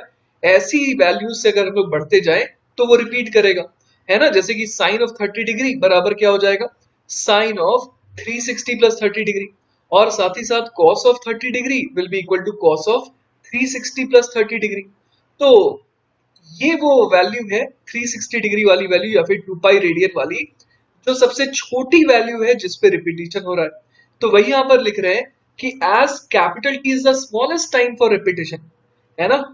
क्योंकि हम लोग समझ पा रहे हैं कि अगर टाइम, जैसे कि मान लीजिए t बराबर 0 पर वो पार्टिकल अपनी मीन पोजीशन पर था, t बराबर 4 सेकंड पर वो वापस से मीन पोजीशन पर आ रहा है और उसी ओरिएंटेशन में आ रहा है। t बराबर 8 सेकंड में क्या हो रहा है, वो वापस से फिर से उसी मीन पोजीशन पर आ रहा है और उसी ओरिएंटेशन में आ रहा है। तो हमारे को ये समझ में आ रहा है कि t बराबर 0 पर भी वैसा ही था जैसा t बराबर 8 पर है। लेकिन हम लोग 8 सेकंड को टाइम पीरियड नहीं कहेंगे, क्योंकि टाइम पीरियड वो होगा जो मिनिमम टाइम होगा जिसमें वो अपने पोजीशन को, वेलोसिटी को अटेन, री अटेन करता है। तो इसीलिए हम लोग ओमेगा टी की वैल्यू को अगर 2 पाई ले लेंगे तो उससे जो टाइम पीरियड आएगा वो हमारा जवाब होगा। तो इसीलिए मैं यहाँ क्या लिख दूंगा, as T is the smallest time for repetition, तो मैं लिख दूंगा ओमेगा कैपिटल टी। ये वाला जो एक्स्ट्रा टर्म है जो ओमेगा टी प्लस डेल्टा में ऐड हो रहा है और cos omega T plus delta वाले टर्म में भी ऐड हो रहा है, उसको कितना होना पड़ेगा, 2 पाई। अगर 2 पाई होगा तो साइन और कॉस दोनों ही एक साथ सेटिस्फाई हो जाएंगे। 2 पाई से छोटा बच्चों कोई भी टर्म नहीं है जो इन दोनों को एक साथ सेटिस्फाई करे, है ना। तो यहां से बहुत इंपॉर्टेंट चीज आ गई अपने पास, time period is equal to 2 pi upon omega, है ना। ये बहुत इंपॉर्टेंट रिलेशन है। ऑलराइट, इसके अलावा बच्चों आपको याद होगा कि ओमेगा क्या था, omega was actually equal to under the root of k upon n. तो यहां से टाइम पीरियड कितना आ गया, टाइम पीरियड आ गया 2 pi under the root of m by k, है ना। तो ये कुछ रिलेशंस है जो आपको बहुत ज्यादा यूज में आएंगे फ्यूचर में। तो देखते चलते, याद तो अपने आप हो जाएगा। नेक्स्ट टर्म जो है जिसकी तरफ हम लोग बढ़ रहे हैं वो है फ्रीक्वेंसी या फिर एंगुलर फ्रीक्वेंसी। फ्रीक्वेंसी का बेसिकल मतलब क्या होता है, नंबर ऑफ साइकिल्स पर सेकेंड, नंबर ऑफ वाइब्रेशंस पर सेकेंड, या कह लीजिए नंबर ऑफ ऑसिलेशंस पर सेकेंड, है ना। जैसे कि हम लोग ऐसा भी कहते हैं कि मान लीजिए कोई तितली है, वो किस रेट से अपने पंख फड़फड़ा रही है ना। मान लीजिए कि उसकी फ्रीक्वेंसी है, कह देते हैं मान लीजिए 50 हर्ट्ज, है ना। तो 50 हर्ट्ज का मतलब क्या हुआ कि वो 50 टाइम्स अपने विंग्स को फड़फड़ा रही है पर सेकेंड। तो वैसा ही हम लोग रिलेशन यहाँ पर भी देख सकते हैं ना। एक ब्लॉक जो है वो गया एक स्ट्रीम पर, फिर इधर गया, फिर यहाँ आया, तो ये पूरा का पूरा एक ऑसिलेशन हो गया। अब अगर ये बहुत फास्ट ऐसे ऐसे मूव कर रहा है ना, तो हम लोग ये भी देख सकते हैं कि भाई एक सेकंड में वो कितनी बार इस तरीके का ऑसिलेशन कर रहा है ना। तो वही यहाँ पर लिखा है the reciprocal of time period is called the frequency. ऐसा उसने क्यों लिखा रेसिप्रोकल, क्योंकि आप देखिए कि एक ऑसिलेशन करने में कितना टाइम लग रहा है, टी सेकेंड। तो हम लोग ऐसा लिख सकते हैं कि इन टी सेकेंड्स वो कितना ऑसिलेशन कर रहा है, वन ऑसिलेशन। तो 1 सेकेंड में कितना ऑसिलेशन करेगा, तो 1 अपॉन टी ऑसिलेशन, है ना। तो इसीलिए 1 अपॉन टी को हम लोग क्या बोल सकते हैं, फ्रीक्वेंसी। तो देखिए भाई यहाँ पर लिखा है physically the frequency represents the number of oscillations per unit time, it is measured in cycles पर सेकेंड, या फिर इसका एक और नाम क्या होता है, हर्ट्ज, है ना। तो फ्रीक्वेंसी बराबर होता है 1 अपॉन टाइम पीरियड। लेकिन हम लोगों ने टाइम पीरियड देखा कि वो तो 2 पाई अपॉन ओमेगा आ रहा है। इसका मतलब अपने को क्या रिलेशन मिल गया, ओमेगा बराबर कह सकते हैं हम लोग 2 पाई एफ, है ना। अब देखिए यहाँ पर फ्रीक्वेंसी, है ना, फ्रीक्वेंसी जो है और ओमेगा, इन दोनों में किस तरीके का रिलेशन आया है, फ्रीक्वेंसी बराबर आया है ओमेगा अपॉन 2 पाई। मतलब कि बेसिकली ओमेगा भी काइंड ऑफ फ्रीक्वेंसी का रोल प्ले कर रहा है, पर यहां पर क्या है, एक तरीके से 2 पाई से इसे डिवाइड कर दिया गया है ना। तो इसीलिए इस ओमेगा का नाम दिया गया है एंगुलर फ्रीक्वेंसी, है ना। और अभी थोड़ी ही देर में हम लोग ओमेगा को फिजिकली भी फील कर पाएंगे कि एग्जैक्टली exactly क्या होता है ना। जब हम लोग वर्टिकल सर्कुलर मोशन के एग्जाम्पल से जब हम लोग देखेंगे कि एसएचएम को कैसे रिलेट किया जा सकता है, तब वहां पर अपने को ओमेगा का और मजेदार रूप दिखाई देगा। पर अभी के लिए हम लोग क्या समझ सकते हैं कि ओमेगा भी फ्रीक्वेंसी जैसी ही चीज है, पर वो क्या है, एक तरीके से 2 पाई से यहाँ पर डिवीजन है ना, बस यही फर्क है। चलिए अब एक और बहुत इंपॉर्टेंट चीज है जिसको हम लोग समझने वाले हैं, वो है फेज, है ना। ध्यान से सुनिएगा, फेज क्या होता है। फेज एक्चुअली हम लोग कहते हैं, जो x बराबर हमारे पास a sine omega T plus delta, ये पूरा का पूरा टर्म आया था ना, इसमें से जो ये ओमेगा टी प्लस डेल्टा है, उसे मान लीजिए मैंने एक नया नाम दे दिया फाई, और यही कहलाता है फेज। ये एक्चुअली डिटरमिन करता है status of the particle in SHM, मतलब कि किसी टी टाइम पर उसकी लोकेशन क्या है, और साथ ही साथ इसको अगर डिफरेंशिएट कर दे तो क्या आ जाएगा, v बराबर a ओमेगा कॉस ऑफ, है ना, यहाँ पर क्या लिखेंगे, a omega cos of omega T plus delta, है ना। तो यहां पर मुझे समझ में आ रहा है कि v बराबर क्या हो गया, a ओमेगा कॉस फाइव, और x बराबर क्या हो गया, a साइन फाइव। तो बेसिकली a और a ओमेगा तो क्या है, वो तो कॉन्स्टेंट्स है। तो डिपेंड किस पे कर रहा है कि किसी भी टी टाइम पर x क्या है और v क्या है, वो डिपेंड कर रहा है फाइव पे। फाइव की अलग अलग वैल्यू के हिसाब से x और v अलग अलग आते हैं। जैसे कि बच्चों मान लीजिए कि फाई की वैल्यू मान लीजिए जीरो आ रही है, फाई की वैल्यू जीरो आ रही है, इसका मतलब क्या हुआ, पार्टिकल कहां पर है, पार्टिकल x बराबर जीरो पर है। और साथ ही साथ हमें ये भी पता चल रहा है कि उस समय उसकी वेलोसिटी कैसी है, v बराबर a ओमेगा आ जा रहा है उस केस में, और वो भी पॉजिटिव, इसका मतलब उसकी स्पीड टुवर्ड्स राइट है। इसी तरीके से मान लीजिए अपने को दिया हुआ है, मान लीजिए कि फाई की वैल्यू इस बार पाई बाय 2 है। तो फाई की वैल्यू पाई बाय 2 होने का मतलब क्या हो गया कि x बराबर क्या हो गया, a साइन पाई बाय 2 मतलब a, इसका मतलब वो x बराबर a पर है ना। ये मान लीजिए सेंटर ऑफ ऑसिलेशन है। तो इस समय जब फाई की वैल्यू पाई बाय 2 है, तो उस समय वो x बराबर a पर है। और वेलोसिटी क्या हो जाएगी उसकी, cos पाई बाय 2 जीरो, मतलब इसकी वेलोसिटी क्या हो गई, जीरो हो गई। और होनी भी चाहिए थी, क्योंकि ये अपने एक्सट्रीम पोजीशन पर जो है, एक्सट्रीम पोजीशन इसीलिए तो कह रहे हैं क्योंकि यहां से और आगे नहीं जा पाया, है ना। तो x बराबर a पर है, तो वेलोसिटी वैसे भी जीरो आनी ही थी। इसी तरीके से मान लीजिए आपको ये दिया हो कि फाई की वैल्यू हो गई पाई, है ना। अगर फाई की वैल्यू पाई हो गई, इसका मतलब x क्या हो जाएगा, x बराबर हो जाएगा जीरो अगेन, है ना। इसका मतलब पार्टिकल वापस से कहां पर आ गया, मीन पोजीशन पर आ गया। लेकिन पहले केस और इस तीसरे केस में देखिए फर्क क्या है, v बराबर इस बार क्या आ रहा है, a omega cos pi, cos pi की वैल्यू होती है -1। इसका मतलब इसकी वेलोसिटी क्या हो जाएगी, माइनस ऑफ a ओमेगा। मतलब इस बार ये मीन पोजीशन पर तो है, लेकिन ये टुवर्ड्स लेफ्ट जा रहा है। नेक्स्ट केस लेते हैं, जब मान लीजिए फाई की वैल्यू हो गई 3 पाई बाय 2। अगर फाई की वैल्यू 3 पाई बाय 2 है, तो x कितना आ जाएगा, x हमें समझ में आ रहा है कि वो आ जाएगा -a, है ना, यहां पर आ जाएगा। तो इसका मतलब पार्टिकल कहाँ है, x बराबर -a पर है। और वेलोसिटी ऑब्वियसली इसकी जीरो होगी, क्योंकि ये एक्सट्रीम पोजीशन पर है। और एक केस ले लेते हैं, फाई बराबर 2 पाई। मान लीजिए फाई की वैल्यू 2 पाई हो गई, तो हमारे को ये समझ में आ रहा है कि x की वैल्यू क्या हो जाएगी, a साइन 2 पाई, मतलब कि वापस से ओरिजिन पर आ गया पार्टिकल। और cos ऑफ 2 पाई कितना होता है, cos ऑफ 2 पाई होता है +1। इसका मतलब v बराबर कितना आ गया, प्लस का a ओमेगा, है ना। तो अपने को ये समझ में आ रहा है कि फाई बराबर जीरो और फाई बराबर 2 पाई एक तरीके से इक्विवेलेंट हो गए, है ना। जैसा पार्टिकल फाई बराबर जीरो पर दिख रहा था, वैसा ही वो दिख रहा है फाई बराबर 2 पाई पर। तो बच्चों हम लोगों ने क्या सीखा, जैसे जैसे टाइम बढ़ रहा था, वैसे वैसे फेज भी इंक्रीज कर रहा था।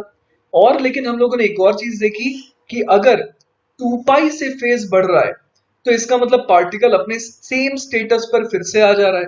जैसे कि जब वो ओरिजिन पर था, शुरुआत में हम लोगों ने देखा था, वो 2 पाई का फेज जब हम लोगों ने देखा कि बढ़ गया, तो हम लोगों ने देखा कि पार्टिकल ने अपने ओरिएंटेशन को रिकवर कर लिया। तो इससे हम लोगों ने क्या सीखा? Does a phase omega T plus delta is equivalent to a phase of omega T plus delta में और कितना जोड़ दें? 2 पाई जोड़ दें। Similarly a phase change of 4 pi, है ना, मान लीजिए इनिशियल फेज था ओमेगा टी प्लस डेल्टा, उसमें और कितना जोड़ दें? 2 पाई जोड़ दें, या फिर 4 पाई जोड़ दें, या फिर 6 पाई जोड़ दें। ये सारे के सारे इक्विवेलेंट होंगे as omega T plus delta के, है ना। मतलब कि चाहे आप ओमेगा टी प्लस डेल्टा पर उसकी लोकेशन, उसकी ओरिएंटेशन को देखिए, चाहे आप omega T plus delta plus इनमें से कोई सा भी आप चुन लीजिए एंड सो ऑन, तो उनमें आपको उसका ओरिएंटेशन पार्टिकल का बिल्कुल सेम दिखाई देगा। चलिए अब एक और बहुत इंपॉर्टेंट चीज देखते हैं, वो है फेज कांस्टेंट, है ना। जैसे कि हम लोगों ने लिखा था x बराबर a sine omega T plus delta. तो देखिए हम लोगों ने क्या क्या देख लिया, हम लोगों ने x समझ लिया, a समझ लिया, फिर ओमेगा समझ लिया, overall omega T plus delta भी समझ लिया।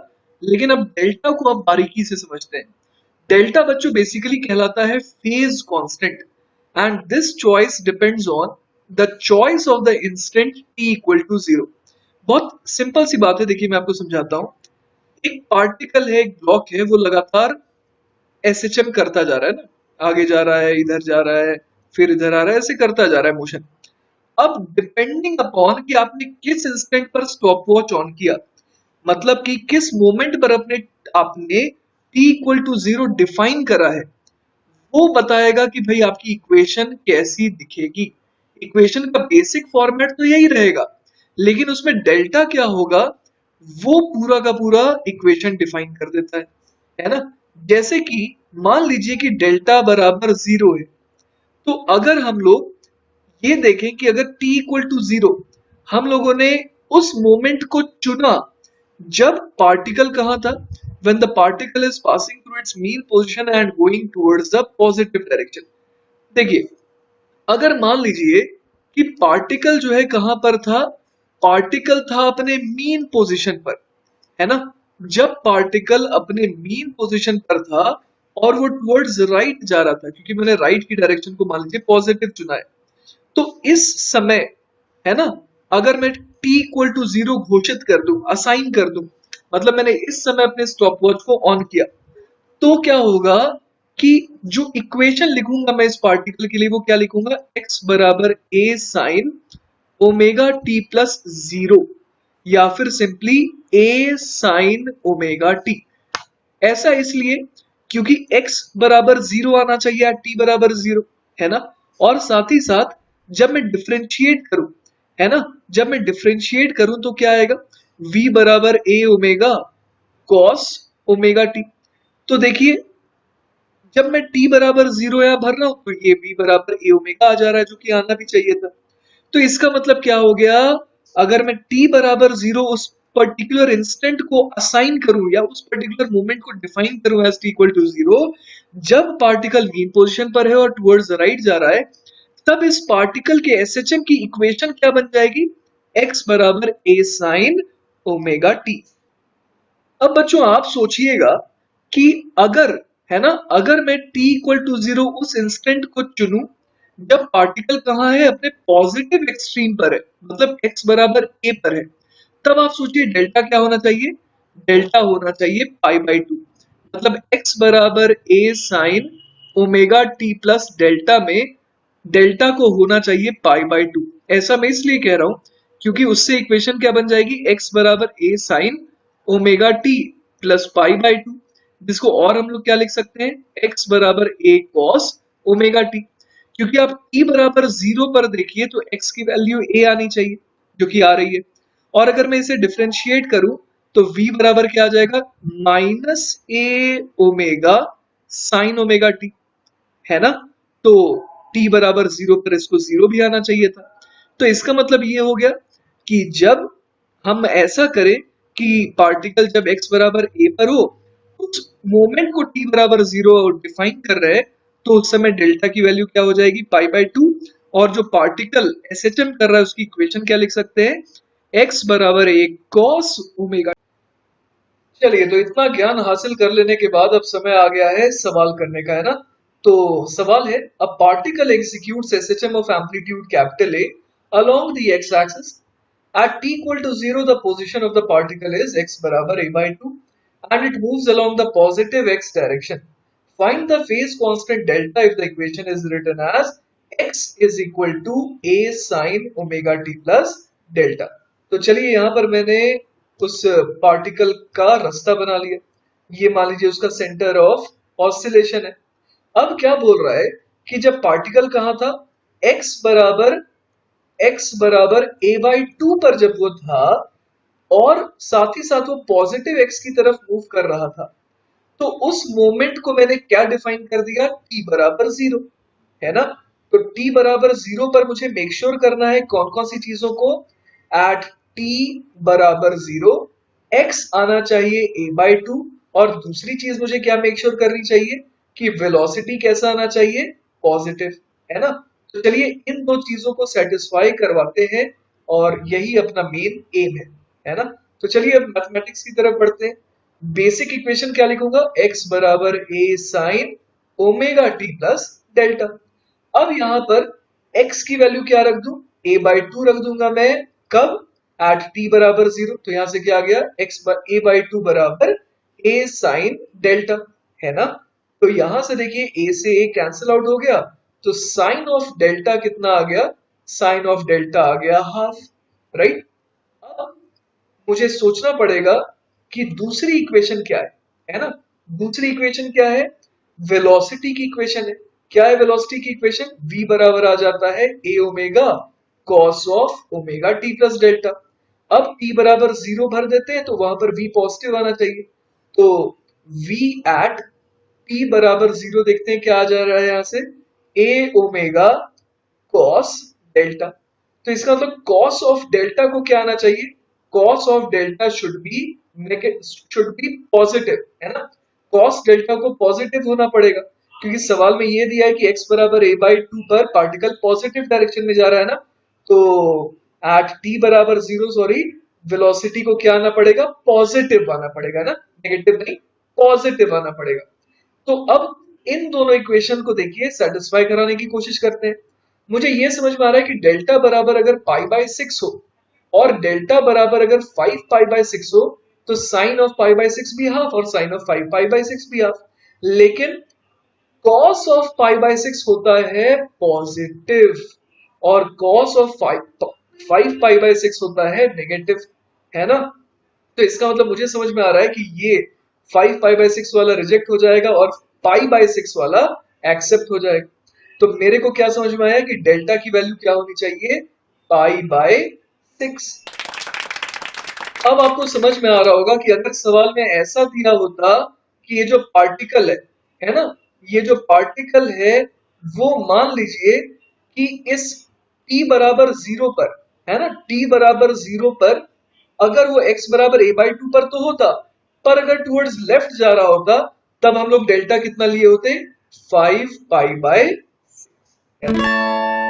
चलिए अब बहुत ही ज्यादा प्यारा और इम्पोर्टेंट टॉपिक हम लोग देखेंगे, जो कि है SHM as a projection of circular motion. Basically ये वो टॉपिक है जिसके वजह से जितना भी कुछ पिछले अभी तक आपने पढ़ा है वो क्रिस्टल क्लियर हो जाना है। देखिए ये बड़ा ही मजेदार कॉन्सेप्ट है। यहां पर मैंने एक पार्टिकल दिखाया ना, ये एक पॉइंट जो है, ये एक पार्टिकल को मैंने दिखाया है जो कि इस समय क्या कर रहा है, कांस्टेंट एंगुलर स्पीड से ये क्या कर रहा है, सर्कुलर मोशन कर रहा है ना। तो ये एंटी क्लॉकवाइज सेंस में मैंने दिखाया है इसको घूमता हुआ। और जो एंगुलर वेलोसिटी है, अभी आप पिछला सेशन में सब भूल जाइए, अभी आपको नए सिरे से देखना है। क्या देखना है कि एक पार्टिकल गोल गोल गोल गोल घूम रहा है, उसकी एंगुलर वेलोसिटी कितनी है, ओमेगा है। और अभी ये लगातार ऐसे घूम रहा था घूम रहा था घूम रहा था, मैंने स्टॉपवॉच अभी ऑन किया जब ये कितने एंगल पर था एक्स एक्सिस के साथ, डेल्टा एंगल पर था। अब बच्चों आप कॉमन सेंस से मुझे बताइए कि t बराबर 0 पर तो ये यहां पर था, है ना। अब किसी t टाइम के बाद, है ना, t टाइम के बाद मान लीजिए ये यहां पर चला गया ना, यहां पर अब कब कितने देर बाद गया ये, t बराबर 0 से t टाइम के बाद। तो बच्चों इस एंगल को मैं कितना लिख दूंगा, भाई कांस्टेंट एंगुलर स्पीड से जा रहा है, t टाइम तक गया, तो एंगुलर डिस्प्लेसमेंट कितने का होगा, ओमेगा टी का। तो ये वाला एंगल ओमेगा टी हो गया और ये वाला एंगल डेल्टा हो गया। अब मजेदार चीज यहां से चालू हो रही है। आप देखिए कि अगर मैं इस पार्टिकल का प्रोजेक्शन लूं वाई एक्सिस पर, प्रोजेक्शन का मतलब बेसिकली होता है परछाई, है ना। अगर मैं इसका प्रोजेक्शन लूं वाई एक्सिस पर, है ना, इस तरीके से इसको और एक्सटेंड कर देते हैं, यहाँ ये मान लीजिए यहां पर मैंने देखा इसे, तो वाई एक्सिस के पैरेलल ये वाली लाइन मैंने बना दी और मैंने इसकी परछाई इस पर देखी। कैसे परछाई देखी भाई, यहां से मान लीजिए कि मैं इस तरीके से लाइट वेव भेज रहा हूँ, है ना, यहाँ पर लाइट वेव इस तरीके से भेज रहा हूँ और ये जो लाइट वेव है उसके कारण इसकी परछाई स्क्रीन पर आई। तो अब आप यहां पर ये देख करके बता सकते हैं कि अगर मैं इसे y बराबर 0 कह रहा हूं, तो ये वाला जो y कोऑर्डिनेट होगा वो कितना हो जाएगा। आप देखिए इसका रेडियस मान लीजिए मैं कैपिटल A कह रहा हूं, है ना, तो ये वाला एंगल कितना हो जाएगा, ये वाला एंगल हो जाएगा pi by 2 minus omega T plus delta. तो बेसिकली ये वाली लेंथ कितनी आ जाएगी, a cos of this angle, और cos of pi by 2 minus delta plus omega T plus delta कितना हो जाएगा, a sine omega T plus delta. तो मुझे क्या समझ में आ रहा है यहाँ पर, मुझे ये समझ में आ रहा है यहाँ पर कि अगर कोई पार्टिकल इस तरीके से गोल गोल घूम रहा है, तो अगर मैं उसकी परछाई वाई एक्सिस पर लूं, तो क्या आ रहा है उसका position as a function of time, Y बराबर A sine omega T plus delta जैसा आ रहा है। और ये इक्वेशन तो मेरी जानी पहचानी है, आज ही मैंने इसे देखा था, थोड़ी ही देर पहले देखा था कि ये तो उस पार्टिकल की इक्वेशन होती है जो क्या कर रहा हो, एसएचएम कर रहा हो, है ना। तो इसका मतलब ये हो गया कि ये पार्टिकल तो गोल गोल घूम रहा है, लेकिन उसकी परछाई अगर मैं वाई एक्सिस पर लूं तो वो क्या कर रही है परछाई, द परछाई इज परफॉर्मिंग एसएचएम, है ना। और साथ ही साथ आप एक और चीज भी देख सकते हैं, अगर मैं इसकी परछाई एक्स एक्सिस के अलॉन्ग लेता तो इसका एक्स कोऑर्डिनेट कितना आ जाता, एक्स कोऑर्डिनेट देखिए आ जाता A cos omega T plus delta. तो ये भी तो एसएचएम की ही इक्वेशन है ना, साइन रहे चाहे कॉस रहे, वो तो ये एसएचएम की ही इक्वेशन है। तो हमारे को ये समझ में आ रहा है भाई कि अगर मैं किसी सर्कुलर मोशन परफॉर्म करते हुए पार्टिकल की परछाई लूं, चाहे वो वाई के लॉन्ग लूं चाहे वो एक्स के लॉन्ग लूं, तो वो क्या करता हुआ दिखाई दे रहा है, उसकी परछाई एसएचएम करती हुई दिखाई दे रही है ना। तो बेसिकली अभी मैं चाह रहा हूं कि आपका ध्यान इस वाई कोऑर्डिनेट वाले पार्टिकल पर पड़े, मतलब shadow along the Y axis पर पड़े। तो वाई बराबर A sine omega T plus delta equation आ रही है ना।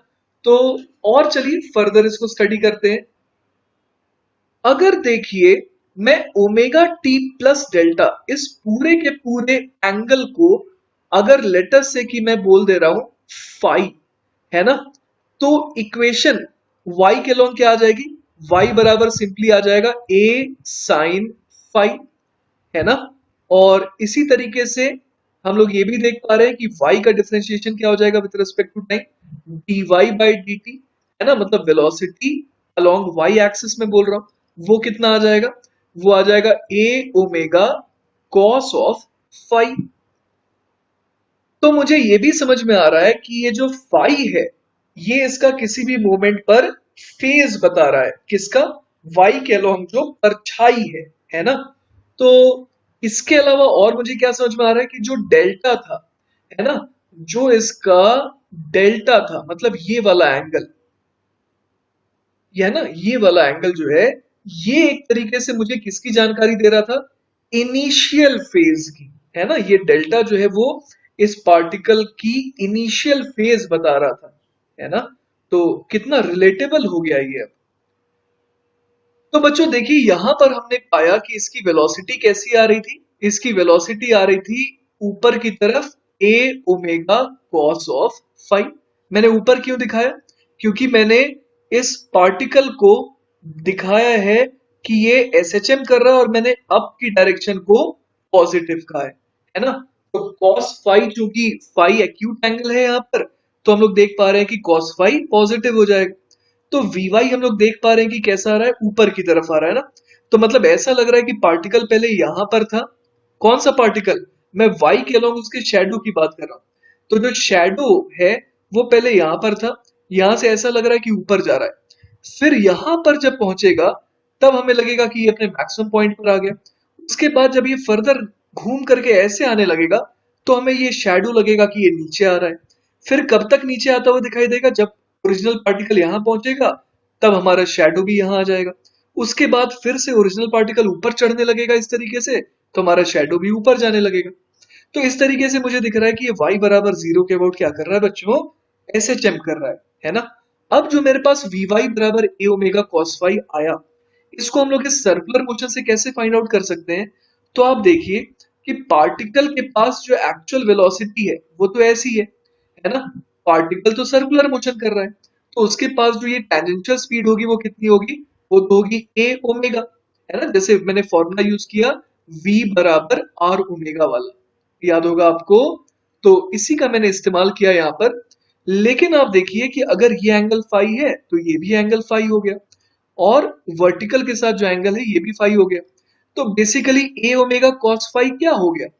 ए ओमेगा कॉस फाई हो गया इस एक्चुअल में, जो ये जो एक्चुअल पार्टिकल है गोल गोल गोल गोल घूम रहा है, उसकी वेलोसिटी का वाई कंपोनेंट, ये हमें मिल रहा है as A omega cos phi. समझ पा रहे हैं आप बात? और चूंकि ये टॉप मोस्ट पॉइंट पर आप देखिए, इस गोल गोल घूमने वाले पार्टिकल की स्पीड तो थी ये ओमेगा, लेकिन इसका कोई कंपोनेंट वाई के अलोंग नहीं था। इसीलिए जो परछाई है वो इस समय रुकी हुई दिखाई दे रही है।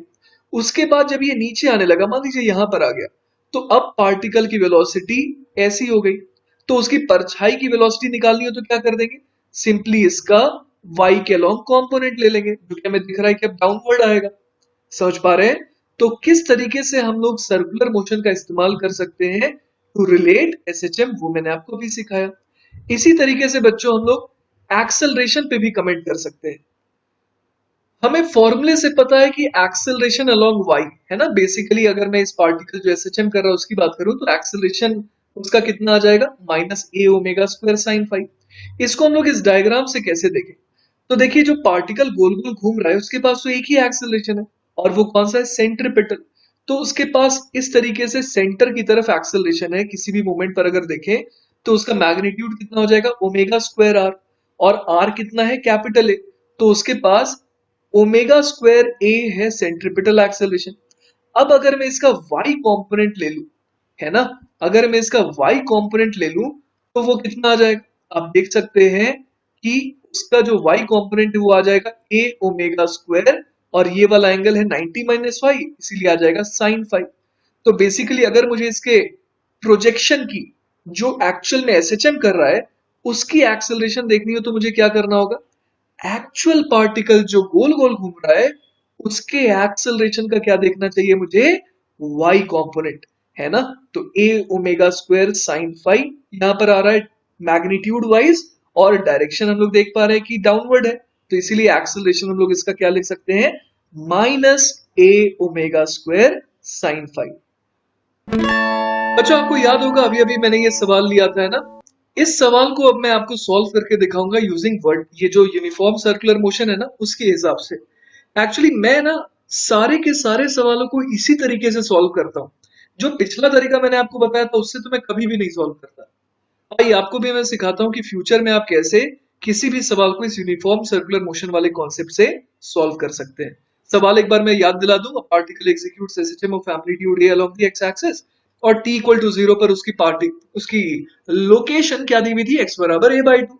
और ये कहा जा रहा था कि वो किधर जा रहा है? अलोंग पॉजिटिव x डायरेक्शन, है ना। और अपने को डेल्टा निकालना था। तो चलिए सोचते हैं। तो बहुत प्यार से इस टॉपिक को डील करेंगे ना, क्योंकि मेरा फेवरेट टॉपिक है ये। अपने को दिया गया है कि t बराबर 0 पर x बराबर क्या था? x बराबर a बाई टू था, है ना। मान लीजिए मैं ऊपर वाले एक्सिस को x एक्सिस बोल रहा हूँ, ठीक है। अपवर्ड को मैं x एक्सिस बोल रहा हूँ पॉजिटिव, तो डाउनवर्ड हो जाएगा नेगेटिव x एक्सिस। अब आप देखिए, अगर ये ओरिजिन है तो x बराबर a बाई टू जो है वो यहां पर भी आ रहा है और यहां पर भी आ रहा है ना। तो अब मैं ये सोच रहा हूं कि किसको सेलेक्ट करूं, इसे सेलेक्ट करूं कि इसे सेलेक्ट करूं। क्योंकि सिलेक्ट करने का मतलब ये हुआ बच्चों कि मान लीजिए मैं ये वाला जो लाइन है ना, ये वाले लाइन के हिसाब से अगर देखूंगा तो जो डेल्टा है वो मेरा कितना आ जाएगा। इस केस के हिसाब से डेल्टा देखिए मेरा आ जाएगा पाई बाय सिक्स। क्यों? क्योंकि ये वाली हाइट a बाई टू है और रेडियस a है, तो sine of something is equal to a by two upon a, मतलब हाफ आ रहा है, तो इसका मतलब that thing is pi by six. लेकिन अगर मैं ऐसा सोचूं कि उस समय पार्टिकल यहां होता तो मैं ऐसी लाइन ड्रॉ करता, है ना, और उस समय एंगल मैं कैसा चुनता, ऐसा चुनता, और ये वाला एंगल कितना हो जाता, फाइव पाई बाय सिक्स। ऐसा मैं क्यों बोल रहा हूं? क्योंकि अगर आप इस ट्रायंगल ओ ए और इस बी को देखिए, है ना, तो अगर ट्रायंगल ओ ए बी को आप देख रहे हैं तो आपको ये समझ में आ रहा होगा कि ये वाला एंगल कितना आ जाएगा, sine of this angle is equal to A by two upon A, मतलब हाफ, मतलब ये एंगल आ जाएगा पाई बाय सिक्स। अगर ये एंगल आ गया पाई बाय सिक्स तो ये वाला एंगल आ गया पाई बाय थ्री, और pi by three plus pi by two, pi by three plus pi by two हो जाता है फाइव पाई बाय सिक्स। तो इसका मतलब अगर मैं x बराबर a बाई टू पे देखूं तो दो पॉसिबिलिटीज है ना। या तो एक्चुअल पार्टिकल जिसका प्रोजेक्शन एसएचएम कर रहा है वो यहां पर भी हो सकता था और यहां पर भी हो सकता था, लेकिन दोनों के हिसाब से डेल्टा क्या आता, अलग अलग आता, है ना। तो अब मुझे चुनना है कि डेल्टा कौन सा होगा, पाई बाय सिक्स या फिर फाइव पाई बाय सिक्स। तो एक बहुत छोटे से तर्क से मैं जवाब दे दूंगा। देखिए, वेलोसिटी या फिर स्पीड कह लीजिए, दोनों ही केसेस में ए ओमेगा आ रही है एक्चुअल पार्टिकल की, लेकिन इसकी जो परछाई है अलोंग दिस एक्स एक्सिस, जो ये वाला केस है इसमें डाउनवर्ड आ रहा है, और जो ये वाला केस है उसमें अपवर्ड आ रहा है ना। तो मुझे सवाल में दिया था कि वो पॉजिटिव एक्स डायरेक्शन में मूव कर रहा है, अब मैंने अपवर्ड को तो पॉजिटिव माना था, इसका मतलब दोनों ही कंडीशन को ये सेटिस्फाई कर रहा है, ये सेटिस्फाई नहीं कर रहा है। तो इसका मतलब डेल्टा की वैल्यू क्या ले लूंगा, पाई बाय सिक्स, ना कि फाइव पाई बाय सिक्स। समझ में आई बात? तो कितना आसान हो गया, कितने कैलकुलेशन से हम लोग बच गए अगर हम लोग वर्टिकल सर्कुलर मोशन के हिसाब से बात करें, है ना।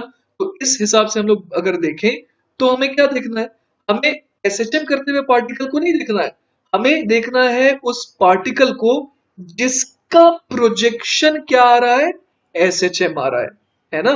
थोड़ा मजेदार है और धीरे धीरे आप यूज टू हो जाएंगे। इनफैक्ट आज ही मैं आपको ऐसे ऐसे सवाल कराऊंगा कि आप बहुत जल्दी यूज टू हो जाएंगे। चलिए बच्चों, तो आपको कंफर्टेबल करने के लिए एक और सवाल है हमारे पास। The equation of a particle executing SHM is x बराबर 5 metre sine pi second inverse t plus pi by 3। घबराने की बात नहीं है, इसको बेसिकली मैं लिख सकता हूँ 5 sine pi t plus pi by 3, है ना। और आगे क्या दिया है, write down the amplitude, time period and maximum speed, also find the velocity at t बराबर 1 सेकेंड। ठीक है ना। तो कुछ चीजें अपने को समझ में आ रही है जो कि ओरली निकल जा रही है, जैसे कि एम्पलीट्यूड 5 हो जाएगा।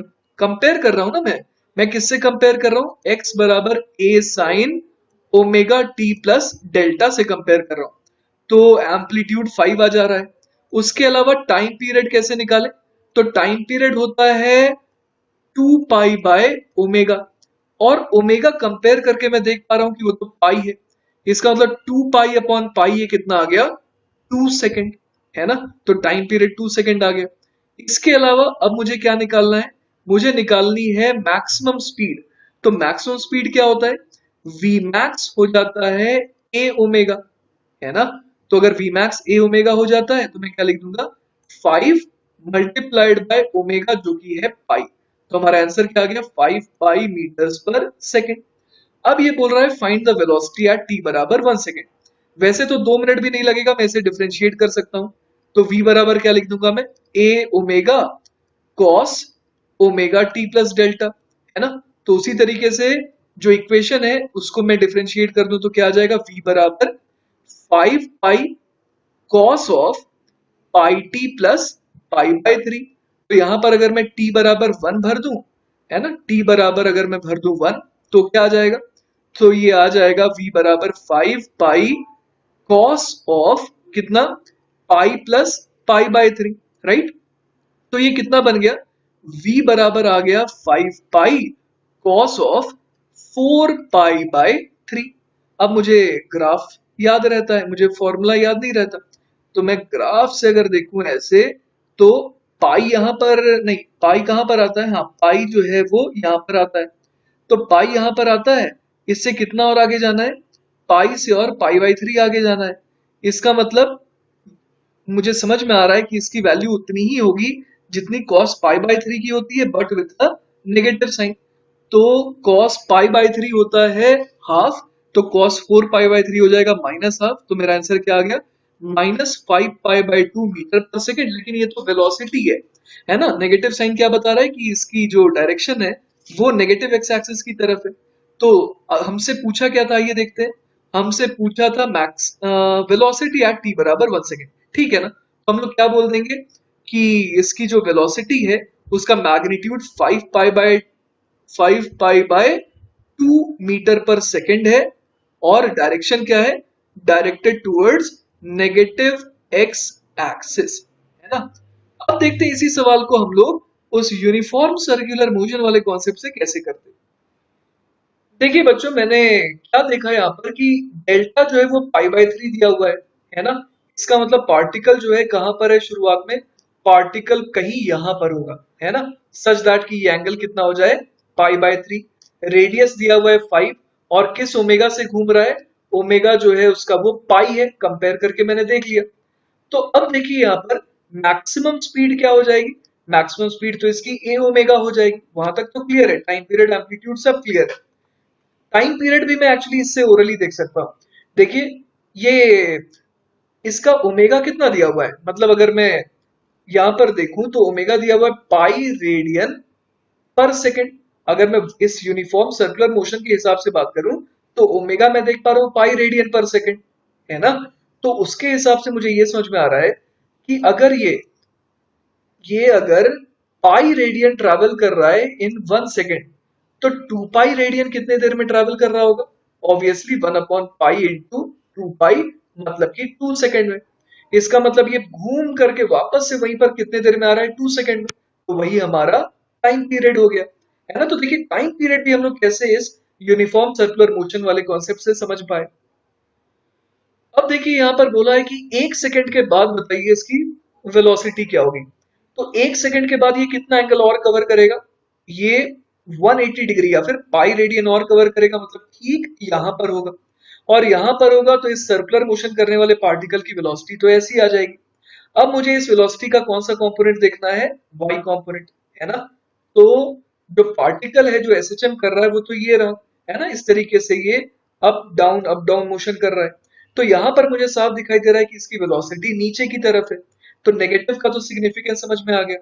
अब बाकी इसका मैग्नीट्यूड देख लेते हैं। ये तो ए ओमेगा है, और ए ओमेगा कितना आ रहा है, ए ओमेगा आ रहा है 5 इंटू पाई, है ना। तो ए ओमेगा 5 पाई है।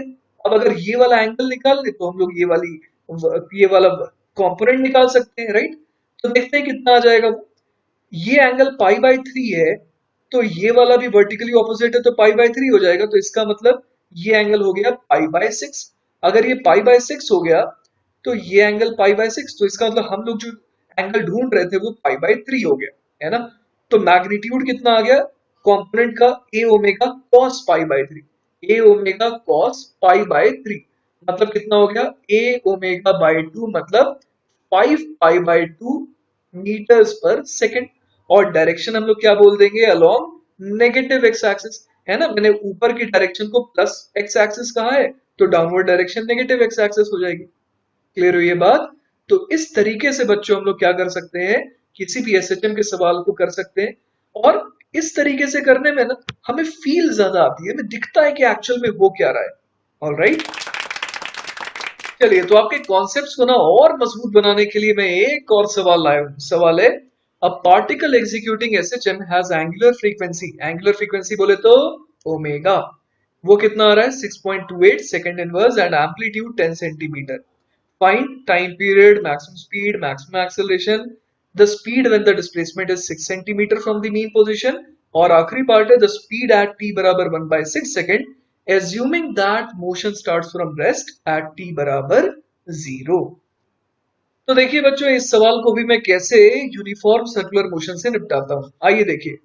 सबसे पहले हमें यह पता है कि जो एंगुलर फ्रीक्वेंसी होता है वही क्या बन जाता है वर्टिकल सर, ये जो यूनिफॉर्म सर्कुलर मोशन है उसमें उसमें वो एंगुलर वेलोसिटी का रोल प्ले करने लगता है ना। एंगुलर फ्रीक्वेंसी अलग चीज है, एंगुलर वेलोसिटी अलग चीज है, पर जब हम लोगों ने कंपेयर किया तो हमने देखा कि दोनों का रोल एक ही हो जाता है ना। जो एंगुलर फ्रीक्वेंसी का मैग्नीट्यूड है वही एंगुलर वेलोसिटी बन जाता है यहाँ पर।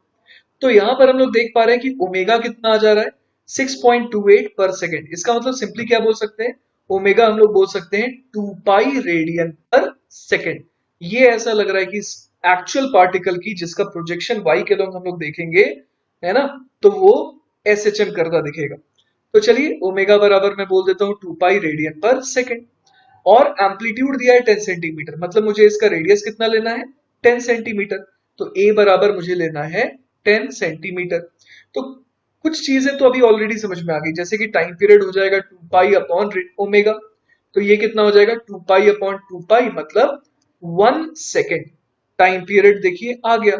मैक्सिमम स्पीड हम लोग समझ पा रहे हैं कि कब आएगी, जब पार्टिकल यहां पर होगा और जब पार्टिकल यहां पर होगा, तो उस केस में जो उसका प्रोजेक्शन है वाई के लॉन्ग वो क्या आ जाता है, मैक्सिमम आ जाता है ना।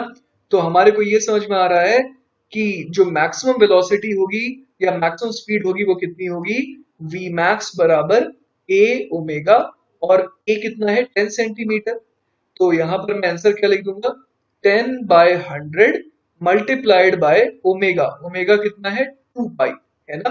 तो यहां से मेरे पास वी मैक्स कितना आ गया, वी मैक्स आ गया पाई बाय 5, है ना, पाई बाय 5 सेंटी, नहीं मैंने तो सब कुछ ऐसा यूनिट में कर दिया था। तो पाई बाय 5 मीटर पर सेकेंड, है ना। तो हमने देखिए मैक्सिमम स्पीड भी निकाल लिया। इसके अलावा मैक्सिमम एक्सेलरेशन कब आएगा, परछाई का। परछाई का तब आएगा जब ये पार्टिकल या तो यहां पर होगा या तो यहां पर होगा, है ना। इन दोनों ही केसेस में जो वाई के लॉन्ग जो वाई के लॉन्ग कंपोनेंट है इस एक्चुअल गोल गोल घूमते हुए पार्टिकल का, वो मैक्सिमम आ रहा है ना। तो हमारा आंसर क्या हो जाएगा, ए मैक्स बराबर ए ओमेगा स्क्वायर। और ए कितना था 10/100 और ओमेगा कितना है 2 पाई। तो 2 पाई का स्क्वायर यहां कर देंगे। तो ए मैक्स यहां से कितना आ जाएगा, ए मैक्स आ जाएगा, ये हो गया 4 पाई स्क्वायर अपॉन 10, है ना। तो लगभग लगभग पाई स्क्वायर को हम लोग 10 भी ले सकते हैं। तो हमारा ए मैक्स ऑलमोस्ट कितना आ गया 4 मीटर पर सेकेंड स्क्वायर, मतलब अपना सी पार्ट भी आ गया। अगले पार्ट में देखिए पूछा है the speed when the displacement is 6 centimetre from the mean position, है ना। तो जब पार्टिकल कहां पर है, कहीं पर भी हो, यहां पर हो, यहां पर हो, यहां पर हो, चाहे यहां पर हो, है ना, इन चारों ही केसेस में वेलोसिटी अलग अलग आएगी लेकिन स्पीड जो है वो चारों केस में सेम आएगा। क्योंकि ए ओमेगा, ए ओमेगा, ए ओमेगा और इधर भी ए ओमेगा। और इन चारों का जो वाई के अलोंग जो प्रोजेक्शन है ना, वाई के अलोंग जो प्रोजेक्शन है उसका मैग्नीट्यूड चारों केस में क्या आएगा, बिल्कुल सेम आएगा। तो इसीलिए यहां पर इनिशियल क्या इसकी लोकेशन थी वो डी पार्ट तक देखिए कहीं पर भी मेंशन्ड नहीं है। तो आप किसी भी एक को मान करके आप आंसर निकाल सकते हैं। जैसे कि मान लीजिए कि यहां पर था ये, है ना, तो हमारे को समझ में आ रहा है कि यहां से यहां तक की हाइट कितनी हो गई 6 सेंटीमीटर और रेडियस है 10 सेंटीमीटर। तो अब आप एक ट्रायंगल देख पा रहे होंगे जिसमें आपको ये दिख रहा होगा कि अगर मैं ये वाला एंगल चुनूं, है ना, तो cos ऑफ थीटा बराबर कितना हो जाएगा 6/10। cos थीटा बराबर आ जाएगा 6/10 मतलब 3/5। तो मुझे समझ में आ गया कि थीटा कितना है 53 डिग्री। तो ये थीटा है तो ये भी थीटा हो जाएगा। इसका मतलब y के अलोंग जो इसका प्रोजेक्शन है वो कितना हो जाएगा, वी वाई बराबर ए ओमेगा, और कितना लिख दें यहाँ पर साइन थीटा। तो अब वैल्यू पुट कर देते हैं, ए है 10/100, ओमेगा है 2 पाई, और साइन थीटा कितना हो जाएगा साइन थीटा हो जाएगा हमारा 4/5, है ना। तो यहां से देखिए 5 2 10, और क्या आ जाएगा यहाँ से 2 2 4, 4 4 16, पाई/100 मीटर्स पर सेकेंड, है ना। तो इसको अगर आप और सिंप्लीफाई करें तो ये आ जाएगा कितना, वी वाई बराबर आ जाएगा 0.16 पाई मीटर्स पर सेकेंड। तो हमारा आंसर भी आ गया चौथे पार्ट का। अब आ जाते हैं फिफ्थ पार्ट पे। बच्चों आखिरी पार्ट को ना बहुत ध्यान से देखिएगा। डी पार्ट तक तो हमने कर लिया, ई पार्ट को देखिए। The speed at t equal to 1/6 second, assuming that the motion starts from rest at t बराबर 0। मतलब ये कहना चाह रहा है कि पार्टिकल या तो यहाँ होगा या तो यहाँ पर होगा। यही दोनों पोजीशंस पॉसिबल है, क्योंकि रेस्ट पर पार्टिकल कहाँ पर आता है, अपने एक्सट्रीम पर। तो ये एसएचएम करते हुए पार्टिकल की लोकेशन कह रहा है कि वो एक्सट्रीम पर होनी चाहिए। तो एसएचएम करते हुए पार्टिकल को अगर मुझे देखना है तो मैं उसके एक्चुअल पार्टिकल के मोशन को देख लेता हूँ जिसकी परछाई एसएचएम है ना। तो जो पार्टिकल गोल गोल घूम रहा है उसको मैं देखूं अगर, तो पार्टिकल टी बराबर 0 पर यहाँ पर भी हो सकता है और यहाँ पर भी हो सकता है।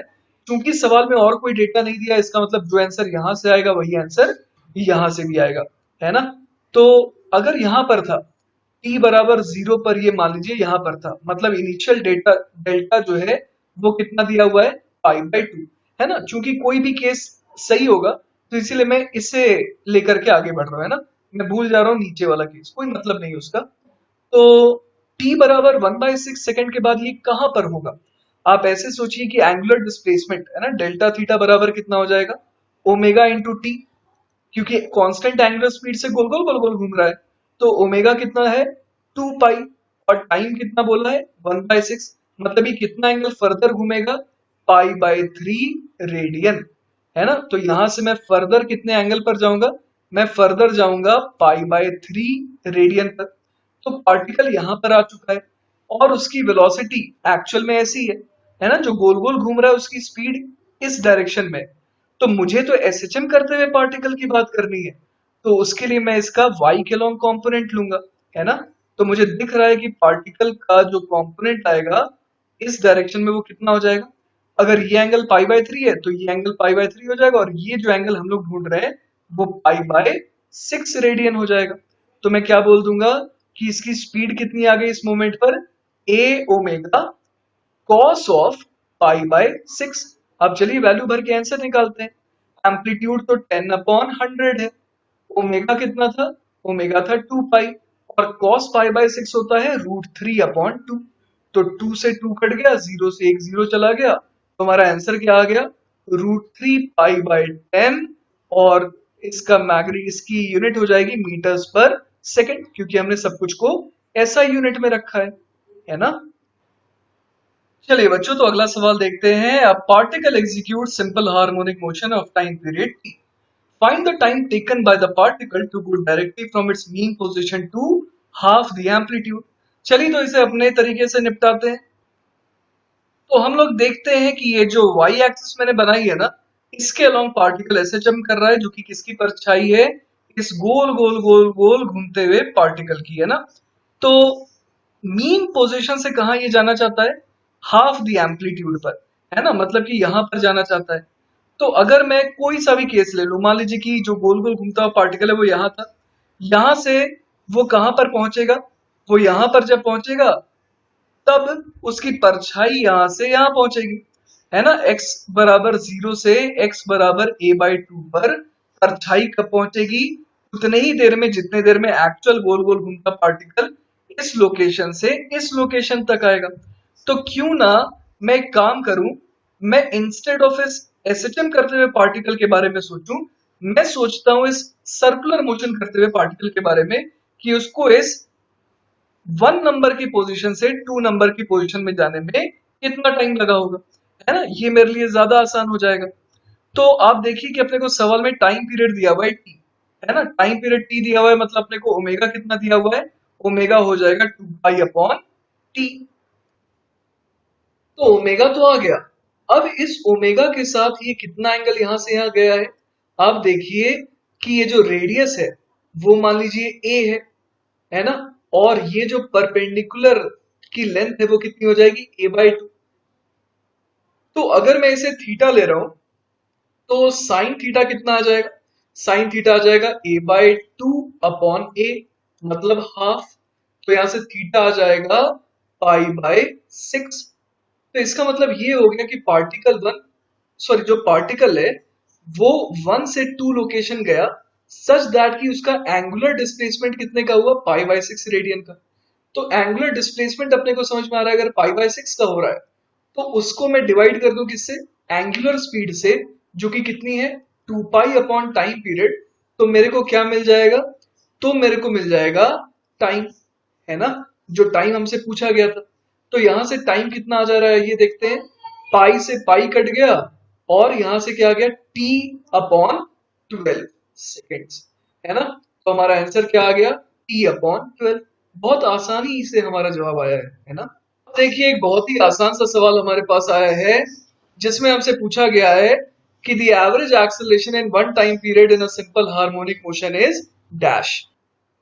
तो बच्चों आपको मैं रिवाइज करा दूं कि एवरेज एक्सेलरेशन, है ना, एवरेज एक्सेलरेशन, इसका फॉर्मूला होता था change in velocity upon time taken, है ना। तो एवरेज एक्सेलरेशन अगर हमसे पूछा है तो देखिए हम लोग क्या बोल देंगे, अगर वापस से घूम करके वहीं पर आ गया एक टाइम पीरियड के बाद, तो यही होता है ना कि वो वेलोसिटी और पोजीशन को रिटेन कर लेता है। तो चेंज इन वेलोसिटी तो जीरो आ गया, इसका मतलब एवरेज एक्सेलरेशन क्या हो जाएगा, जीरो। तो हमारा आंसर आ गया जीरो। चलिए एक और बहुत ही इंपॉर्टेंट सवाल करते हैं। सवाल है, the particle moves on the x axis according to the equation x बराबर a plus b sine omega t, the motion is SHM with amplitude dash. तो चलिए पहले तो अभी ये सोचते हैं कि अभी तक तो मैंने आपको यही बताया था कि अगर कोई पार्टिकल x बराबर a sine omega T plus delta, है ना, इस इक्वेशन को ओबे करता है तो वो एसएचएम करता है। लेकिन अगर कोई पार्टिकल x बराबर a sine, sorry a plus b sine omega t इसको ओबे कर रहा है, तो क्या वो एसएचएम कर सकता है? सवाल के हिसाब से तो बिल्कुल लग रहा है कि कर सकता है। आइए देखते हैं कि कैसा मोशन होता है उसका।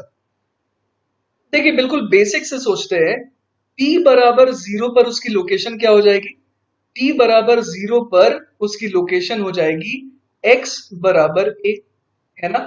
फिर साइन ओमेगा टी की मैक्सिमम वैल्यू क्या हो सकती है, वन, है ना। तो साइन ओमेगा टी की अगर मैक्सिमम वैल्यू हो सकती है वन, तो एक्स की मैक्सिमम वैल्यू क्या हो सकती है, ए प्लस बी। मान लीजिए कि ये वाला जो पॉइंट है ना, ये क्या है, एक्स बराबर ए प्लस बी वाला पॉइंट है, ठीक है। और उसके अलावा देखते हैं कि साइन ओमेगा टी की मिनिमम वैल्यू क्या हो सकती है, वो तो -1 हो सकती है।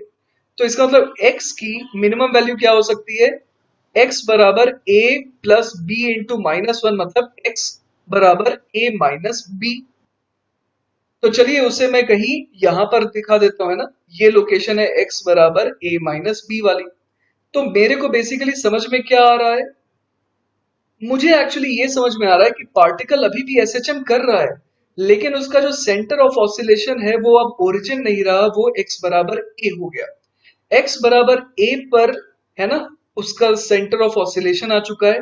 यहां से वो इधर जाता है, इधर से वापस इधर आता है, फिर इधर जाता है, फिर x बराबर a माइनस बी से टर्न ले लेता है और इस तरीके से ही एसएचएम कर रहा है। तो बेसिकली मुझे समझ में क्या आया कि x बराबर a plus b sine omega t भी रहे तो भी कोई दिक्कत वाली बात नहीं, वो एसएचएम ही करेगा, पर उसका जो सेंटर ऑफ ऑसिलेशन है वो अब शिफ्ट हो जाएगा। अब आप लॉजिकली सोचिए कि इसका एम्पलीट्यूड कितना होगा, वो यहां से लेकर के यहां तक मैक्सिमम जा सकता है। तो ये दूरी कितनी हो जाएगी, ऑब्वियस है कि ये दूरी हो जाएगी b, है ना। तो इसका मतलब इसका जो एम्पलीट्यूड है वो कितना हो गया, b हो गया, और यही हमारा जवाब भी है। चलिए तो अगला सवाल है हमारे पास कि अ particle moves in a circular path with a uniform speed, ठीक है, इट्स मोशन इज। तो अगर पार्टिकल इस तरीके से यूनिफॉर्म स्पीड से अगर गोल गोल घूम रहा है तो उसका मोशन क्या होगा। चलिए पहला ऑप्शन देखते हैं, पीरियोडिक। पीरियोडिक तो बिल्कुल है क्योंकि घूम करके वापस से वहीं पर आ गया, है ना, और फिक्स टाइम में आ रहा है और मोशन रिपीट कर रहा है, इसका मतलब पीरियोडिक तो है। ऑसिलेटरी नहीं, नहीं नहीं, ऑसिलेटरी नहीं है। ऑसिलेटरी तब होता जब वो एक रास्ते में टू एंड फ्रो इस तरीके से आता रहता है ना, ऐसा तो मोशन नहीं दिख रहा है, वो टू एंड फ्रो तो नहीं जा रहा है, तो सेकंड ऑप्शन सही नहीं है। सिंपल हार्मोनिक भी सही नहीं है, क्योंकि सिंपल हार्मोनिक में कंडीशन क्या थी कि वो स्ट्रेट लाइन में ट्रेवल करे, है ना। और चौथा नन ऑफ दीज है, तो ये तो हो ही नहीं सकता है, क्योंकि हमें आंसर मिल चुका है और वो कौन सा है, पीरियोडिक। चलिए तो नेक्स्ट सवाल देखते हैं, which of the following quantities are always non negative in a simple harmonic motion. ठीक है, मतलब कि अगर कोई भी कॉन्ट्राडिक्टिंग मिल जाए तो उसे रिजेक्ट कर देंगे। तो पहला ऑप्शन है एफ डॉट ए, है ना। क्या एफ डॉट ए हमेशा नॉन नेगेटिव आता है? नॉन नेगेटिव का मतलब क्या हो गया, जीरो और पॉजिटिव। तो एफ डॉट ए, है ना। अच्छा, फोर्स और एक्सेलरेशन, फोर्स तो जिस डायरेक्शन में लगेगा उसी डायरेक्शन में एक्सेलरेशन होगा। इसका मतलब एफ डॉट ए जो है वो क्या हो जाएगा, एफ डॉट ए हो जाएगा फोर्स का मैग्नीट्यूड इंटू एक्सेलरेशन का magnitude into cos of zero. तो ये तो हमेशा पॉजिटिव आ रहा है ना। तो एफ डॉट ए तो हमेशा ही नॉन नेगेटिव रहेगा, तो ये तो बिल्कुल सही लग रहा है। अब देखते हैं v डॉट आर, है ना। यहाँ पर r क्या है, r है पोजीशन वेक्टर और v वेक्टर है velocity vector.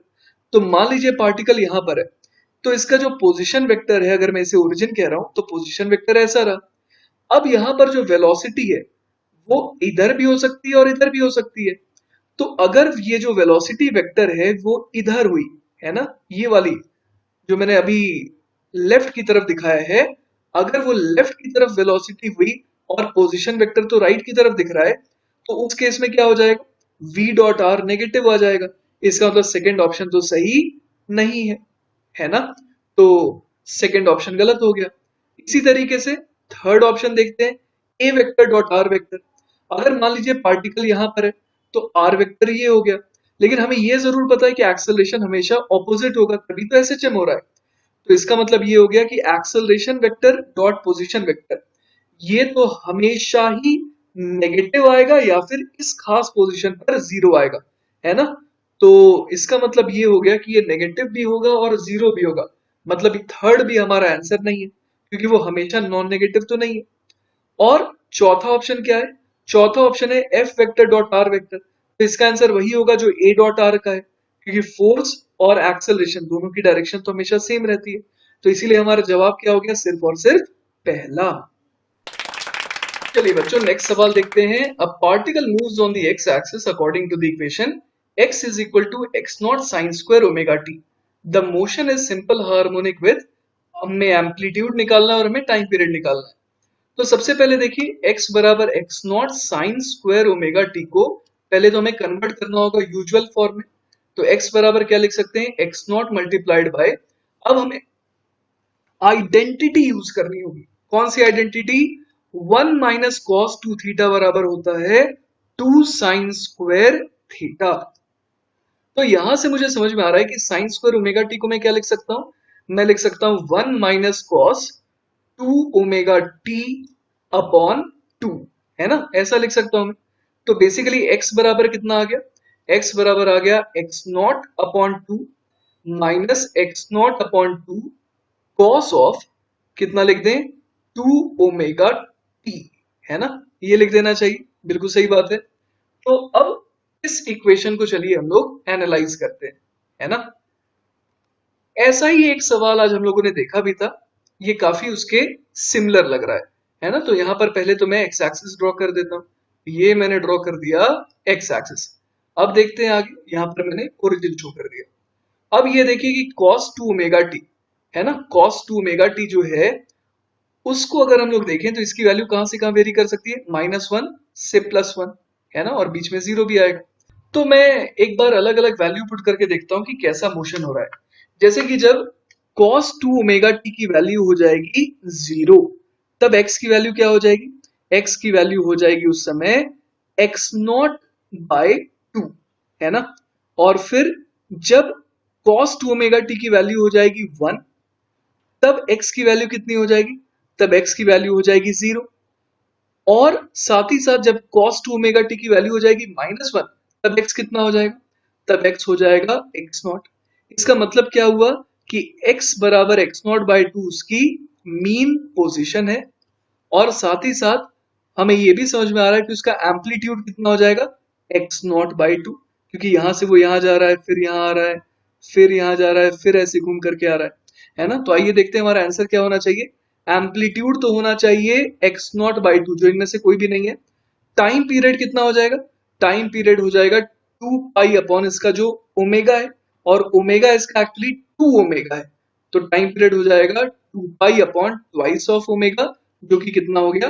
Pi by omega. तो हमारा आंसर हो गया सिर्फ और सिर्फ फोर्थ ऑप्शन। चलिए तो बच्चों आज का आखिरी सवाल है, लेकिन ये बहुत बढ़िया सवाल है। देखते हैं क्या है। A particle moves with SHM in a straight line in first tau seconds after starting from rest it travels a distance a and next tau seconds it travels 2a in same direction. Then अपने को amplitude और time period check करना है ना। तो चलिए पहले तो मैं अपना तरीका यूज करता हूँ। कौन सा तरीका? यूनिफॉर्म सर्कुलर मोशन वाला। चलिए मैंने सर्कल तो बना लिया। अब जरा इसको एनालाइज करने की कोशिश करते हैं कि अपने को सवाल में देखिए क्या दिया है कि इन फर्स्ट टाउ सेकंड्स, है ना, after starting from rest. Starting from rest इसका मतलब कि मैं एसएचएम करते हुए पार्टिकल को तो देखना चाहता हूं, लेकिन उसको सॉल्व करूंगा इस सवाल को यूजिंग यूनिफॉर्म सर्कुलर मोशन। मतलब कि एक ऐसे पार्टिकल के मोशन को मैं देखूंगा जो कैसा है? सर्कुलर, और उसका प्रोजेक्शन होगा एसएचएम अलोंग वाई एक्सिस, है ना। तो मैं चुनता हूं ये वाली पोजीशन, क्योंकि उसने कहा, क्या कहा, कि वो रेस्ट से शुरू कर रहा है ना। इन first tau seconds after starting from rest, मतलब t बराबर 0 पर मैं मान सकता हूं कि वो कहां पर था? अपने एक्सट्रीम पोजीशन पर था। कौन था अपने एक्सट्रीम पोजीशन पर? एसएचएम करता हुआ पार्टिकल। तो उसके हिसाब से मैंने चेक किया कि यूनिफॉर्म सर्कुलर मोशन करता हुआ पार्टिकल कहां पर होगा। समझ पा रहे हैं? अब जो है, पहले टाउ सेकेंड्स में वो कितना डिस्टेंस ट्रेवल किया? वो ए डिस्टेंस ट्रेवल किया। ये किसके बारे में सवाल कह रहा है कि ए डिस्टेंस ट्रेवल किया? सवाल में कहा जा रहा है जो पार्टिकल एसएचएम कर रहा है ना। तो उसके हिसाब से मैं सोच रहा हूं कि यूनिफॉर्म सर्कुलर मोशन परफॉर्म करने वाले पार्टिकल ने क्या किया होगा। तो देखिए यहां पर था, और ये कितना गया? ये मान लेते हैं कि ए डिस्टेंस गया, है ना। लेटस से कि ये वाली डिस्टेंस यहां से लेकर के यहां तक की ये है। तो उस समय एक्चुअल पार्टिकल जो गोल गोल घूम रहा है, जिसकी परछाई एसएचएम है, वो यहां पर कहीं पर होगा, है ना। तो मैं इस तरीके से यहां पर दिखा देता हूं। ये वाला एंगल कितना हो जाएगा? अगर ये कांस्टेंट एंगुलर वेलोसिटी ओमेगा से घूम रहा है, तो इसका ये मतलब है कि ये जो एंगल है ये ओमेगा इंटू टाउ हो जाएगा, है ना, क्योंकि कांस्टेंट एंगुलर वेलोसिटी से अगर घूम रहा है तो टाउ सेकंड में कितना घूमेगा? Omega into tau. यही तो इसका एंगुलर डिस्प्लेसमेंट होगा। उसके बाद बच्चों देखिए क्या कह रहा है कि अगले टाउ सेकंड में जो है उसने कितना डिस्टेंस ट्रेवल करा? 2a, है ना। तो और वो भी सेम डायरेक्शन में, है ना। तो इसके हिसाब से देखिए मैंने यहाँ डायग्राम बनाया है। वो यहां से ऊपर से चलना चालू किया, नीचे आया, ओमेगा टाउ एंगल कवर हुआ, लेकिन एसएचएम वाला करने वाला पार्टिकल ए डिस्टेंस आया। फिर अगले टाउ सेकंड के बाद ऑब्वियसली फर्दर जो गोल घूमने वाला पार्टिकल है वो ओमेगा टाउ एंगल कवर करेगा। और उस दौरान सवाल में दिया है कि एसएचएम करता हुआ पार्टिकल 2 वे ट्रेवल किया, मतलब जो परछाई है ना, वो कितना एंगल ट्रेवल कर रहे, वो कितना डिस्टेंस ट्रेवल कर रहा है फर्दर? 2 वे। तो अब हमारे लिए सवाल जो है वो मैथमेटिक्स का सवाल बन गया। आइए मैं आपको बताता हूं क्यों। मान लीजिए कि मैं एम्पलीट्यूड को कैपिटल ए कह रहा हूं, है ना। अगर मैं एम्पलीट्यूड को कैपिटल ए कह रहा हूं, तो आप देखिए कि अगर मैं इस पॉइंट को P, इसे Q, इसे R, और इस पॉइंट को अगर मैं नाम दे दूं S, तो अपने को ये समझ में आ रहा है कि PQ, है ना, PQ अगर मैं घटा दूं PR से, तो PR माइनस PQ बराबर स्मॉल ए आएगा। अब PR कितना मैंने कहा? PR है amplitude capital A, minus PQ कितना हो जाएगा? वो हो जाएगा A cos ओमेगा टाउ। ये किसके बराबर आ जाएगा? स्मॉल ए के बराबर। एक इक्वेशन ये हो गई। अगली इक्वेशन आप देखिए, ये वाला एंगल कितना हो जाएगा? ये हो जाएगा पाई माइनस 2 ओमेगा टाउ, है ना। तो अगर ये एंगल हो जाएगा पाई माइनस 2 ओमेगा टाउ, तो मैं यहां पर बोल सकता हूं कि ये जो PQ लेंथ है ना, जो ये PQ लेंथ है, उसमें मैं अगर PS ऐड कर दूं तो वो 2a आना चाहिए, राइट। तो PQ कितना है? PQ है A cos omega tau, plus PS कितना है? PS हो जाएगा A cos pi minus 2 omega tau, और ये कितना आना चाहिए 2a के बराबर, है ना। तो यहां से मैं क्या लिख सकता हूं, अगर मैं ओमेगा टाउ को थीटा बोल दूं तो थोड़ा और सिंपल लगेगा मुझे लिखना। तो पहली इक्वेशन को मैं लिख दूंगा a 1 minus cos of theta बराबर स्मॉल ए, और दूसरी इक्वेशन को क्या लिख दूंगा a multiplied by cos of theta plus cos of pi minus 2 theta बराबर 2a, है ना। तो अब देखिए मुझे ये तो नहीं याद रहता है कि cos पाई माइनस 2 थीटा किसके बराबर आएगा, तो मुझे 2 मिनट लगता है, मैं ग्राफ बना लेता हूँ इस तरीके से। अब मैं देख रहा हूँ कि थीटा की जो वैल्यू होगी, है ना, थीटा की जो वैल्यू होगी और जो पाई माइनस थीटा की वैल्यू होगी, उसमें क्या रिलेशन है, नेगेटिव साइन का रिलेशन है ना। तो इसका मतलब cos पाई माइनस 2 थीटा कितना हो जा रहा है, वो हो जा रहा है माइनस कॉस 2 थीटा के बराबर। तो इस छोटे से एनालिसिस के कारण मुझे समझ में आ गया, रटने की जरूरत नहीं पड़ी। तो मैं क्या लिख दूंगा a cos theta minus cos of 2 theta बराबर 2a, और ऊपर वाली इक्वेशन को चलिए मैं एक बार और लिख देता हूँ a multiplied by 1 minus cos theta बराबर स्मॉल ए। अब दोनों को कर देते हैं डिवाइड, तो a से a कट गया, कैपिटल A से कैपिटल A कट गया, तो यहाँ पर क्या आ गया मेरे पास आ गया cos of theta minus cos of 2 theta बराबर 2 माइनस 2 cos थीटा। तो यहां से देखिए क्या आ जाएगा मेरे पास, यहां से आ जाएगा 1 माइनस कॉस 2 थीटा बराबर कितना हो जाएगा, मैंने इधर अगर 1 ऐड किया तो इधर भी 1 ऐड करना होगा, तो ये हो जाएगा 3 माइनस 3 कॉस थीटा, है ना। कॉस थीटा इधर चला गया नेगेटिव साइन के साथ, तो ये क्या बन गया 1 minus cos 2 theta. 1 minus cos 2 theta जो है ये मेरे कुछ खास काम नहीं आएगा, तो एक काम करता हूं मैं, थोड़ा सा और मैनिपुलेशन करता हूं। तो देखिए थोड़ा सा मैनिपुलेशन करके मैंने इस फॉर्म में बना दिया। ऐसा मैंने इसलिए किया क्योंकि मुझे 1 प्लस कॉस 2 थीटा से फायदा हो जाएगा। आइए दिखाता हूँ कैसे। 1 प्लस कॉस 2 थीटा को मैं लिख सकता हूँ 2 कॉस स्क्वायर थीटा, है ना। तो बाहर नेगेटिव साइन है, इधर प्लस 2 है, तो ये कितना बन गया 3 माइनस 3 कॉस थीटा। तो इधर से क्या बन जाएगा, इधर से मेरे पास आ जाएगा, चलिए 2 कॉस स्क्वायर थीटा को उधर ले जाते हैं, 2 कॉस स्क्वायर थीटा, 2 को भी इधर ले जाते हैं, तो कितना बन जाएगा 1 उधर आ जाएगा, और इधर माइनस 3 कॉस थीटा प्लस 1 बराबर 0। तो यहाँ पे देखिए मेरे को एक क्वाड्रेटिक इक्वेशन मिल रही है ना, इसको मैं लिख सकता हूँ 2 times x square minus 3 times x plus 1 बराबर 0। तो यहाँ पर कैसे फैक्टराइज करें, 2x square minus 2x minus x plus 1 बराबर 0। तो यहाँ से क्या आ जाएगा x, 2x कॉमन ले लेते हैं, तो ये बन जाएगा x minus 1 minus x minus 1 बराबर 0। तो यहां से क्या आ गया मेरे पास 2x minus 1 multiplied by x minus 1 बराबर 0। तो यहां से x की दो दो वैल्यू आ गई, एक तो आ गई x की वैल्यू हाफ, और एक x की वैल्यू आ गई 1, है ना। तो यहाँ पर x की वैल्यू, एक्चुअली x क्या है, वो तो cos थीटा है, तो cos थीटा बराबर हाफ आ गया और cos थीटा बराबर 1 आ गया। तो क्या cos थीटा 1 हो सकता है, नहीं। और वो इसलिए नहीं क्योंकि थीटा मैंने किसे कहा है, थीटा मैंने ओमेगा टाउ को कहा है, जो कि जीरो तो ऑब्वियसली नहीं हो सकता है, वो कुछ ना कुछ पॉजिटिव है। तो इसका मतलब ये हो गया कि मुझे किसे सेलेक्ट करना होगा और किसे रिजेक्ट, cos थीटा बराबर 1 को रिजेक्ट करना होगा और cos थीटा बराबर हाफ को एक्सेप्ट करना होगा। तो यहां से देखिए मेरे पास क्या आ गया, थीटा बराबर आ गया पाई बाय 3। तो थीटा को मैं लिख देता हूं ओमेगा टाउ, तो ओमेगा टाउ आ गया मेरे पास पाई बाय 3, है ना। तो इसके वजह से मुझे ओमेगा पता है, ओमेगा तो 2 पाई बाय टाइम पीरियड होता है, तो मैं लिख दूंगा 2 pi by time period into tau बराबर पाई बाय 3। पाई से पाई कट गया, तो यहाँ से टाइम पीरियड कितना आ गया 6 टाउ, है ना। तो एक आंसर तो मेरे पास आ गया, टाइम पीरियड आ गया। अब मुझे और क्या निकालना था, एम्पलीट्यूड निकालना था, है ना। एम्पलीट्यूड के लिए देखिए मैं ये वाली इक्वेशन पर फोकस करना चाह रहा हूं, है ना।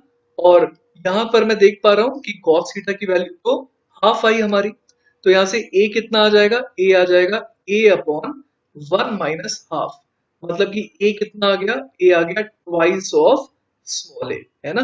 तो हमारा एम्पलीट्यूड आ गया ट्वाइस ऑफ स्मॉल a, और आप देख सकते हैं कि टाइम पीरियड कितना आ गया 6 टाउ। तो कौन कौन से ऑप्शन सही है, जो ऑप्शन सही है वो है ऑप्शन नंबर सिर्फ और सिर्फ 4। All right. ऑल राइट बच्चों, तो आई होप कि आपको एसएचएम का पहला लेक्चर अच्छे से समझ में आया होगा। Major part of the SHM जो है ना, हम लोगों ने पहले लेक्चर में ही देख लिया है। अगर पहला लेक्चर आपको समझ में आ गया तो आपको आगे आने वाले लेक्चर्स में कोई खास परेशानी संभव नहीं है, है ना। तो जो मेजर अट्रैक्शन है इस चैप्टर का, वो हम लोगों ने पहले लेक्चर में ही निपटा डाला है। तो बहुत अच्छे से सवाल ट्राई करते रहिएगा, और कहीं पर भी डाउट आए तो बिंदास पूछ लीजिएगा।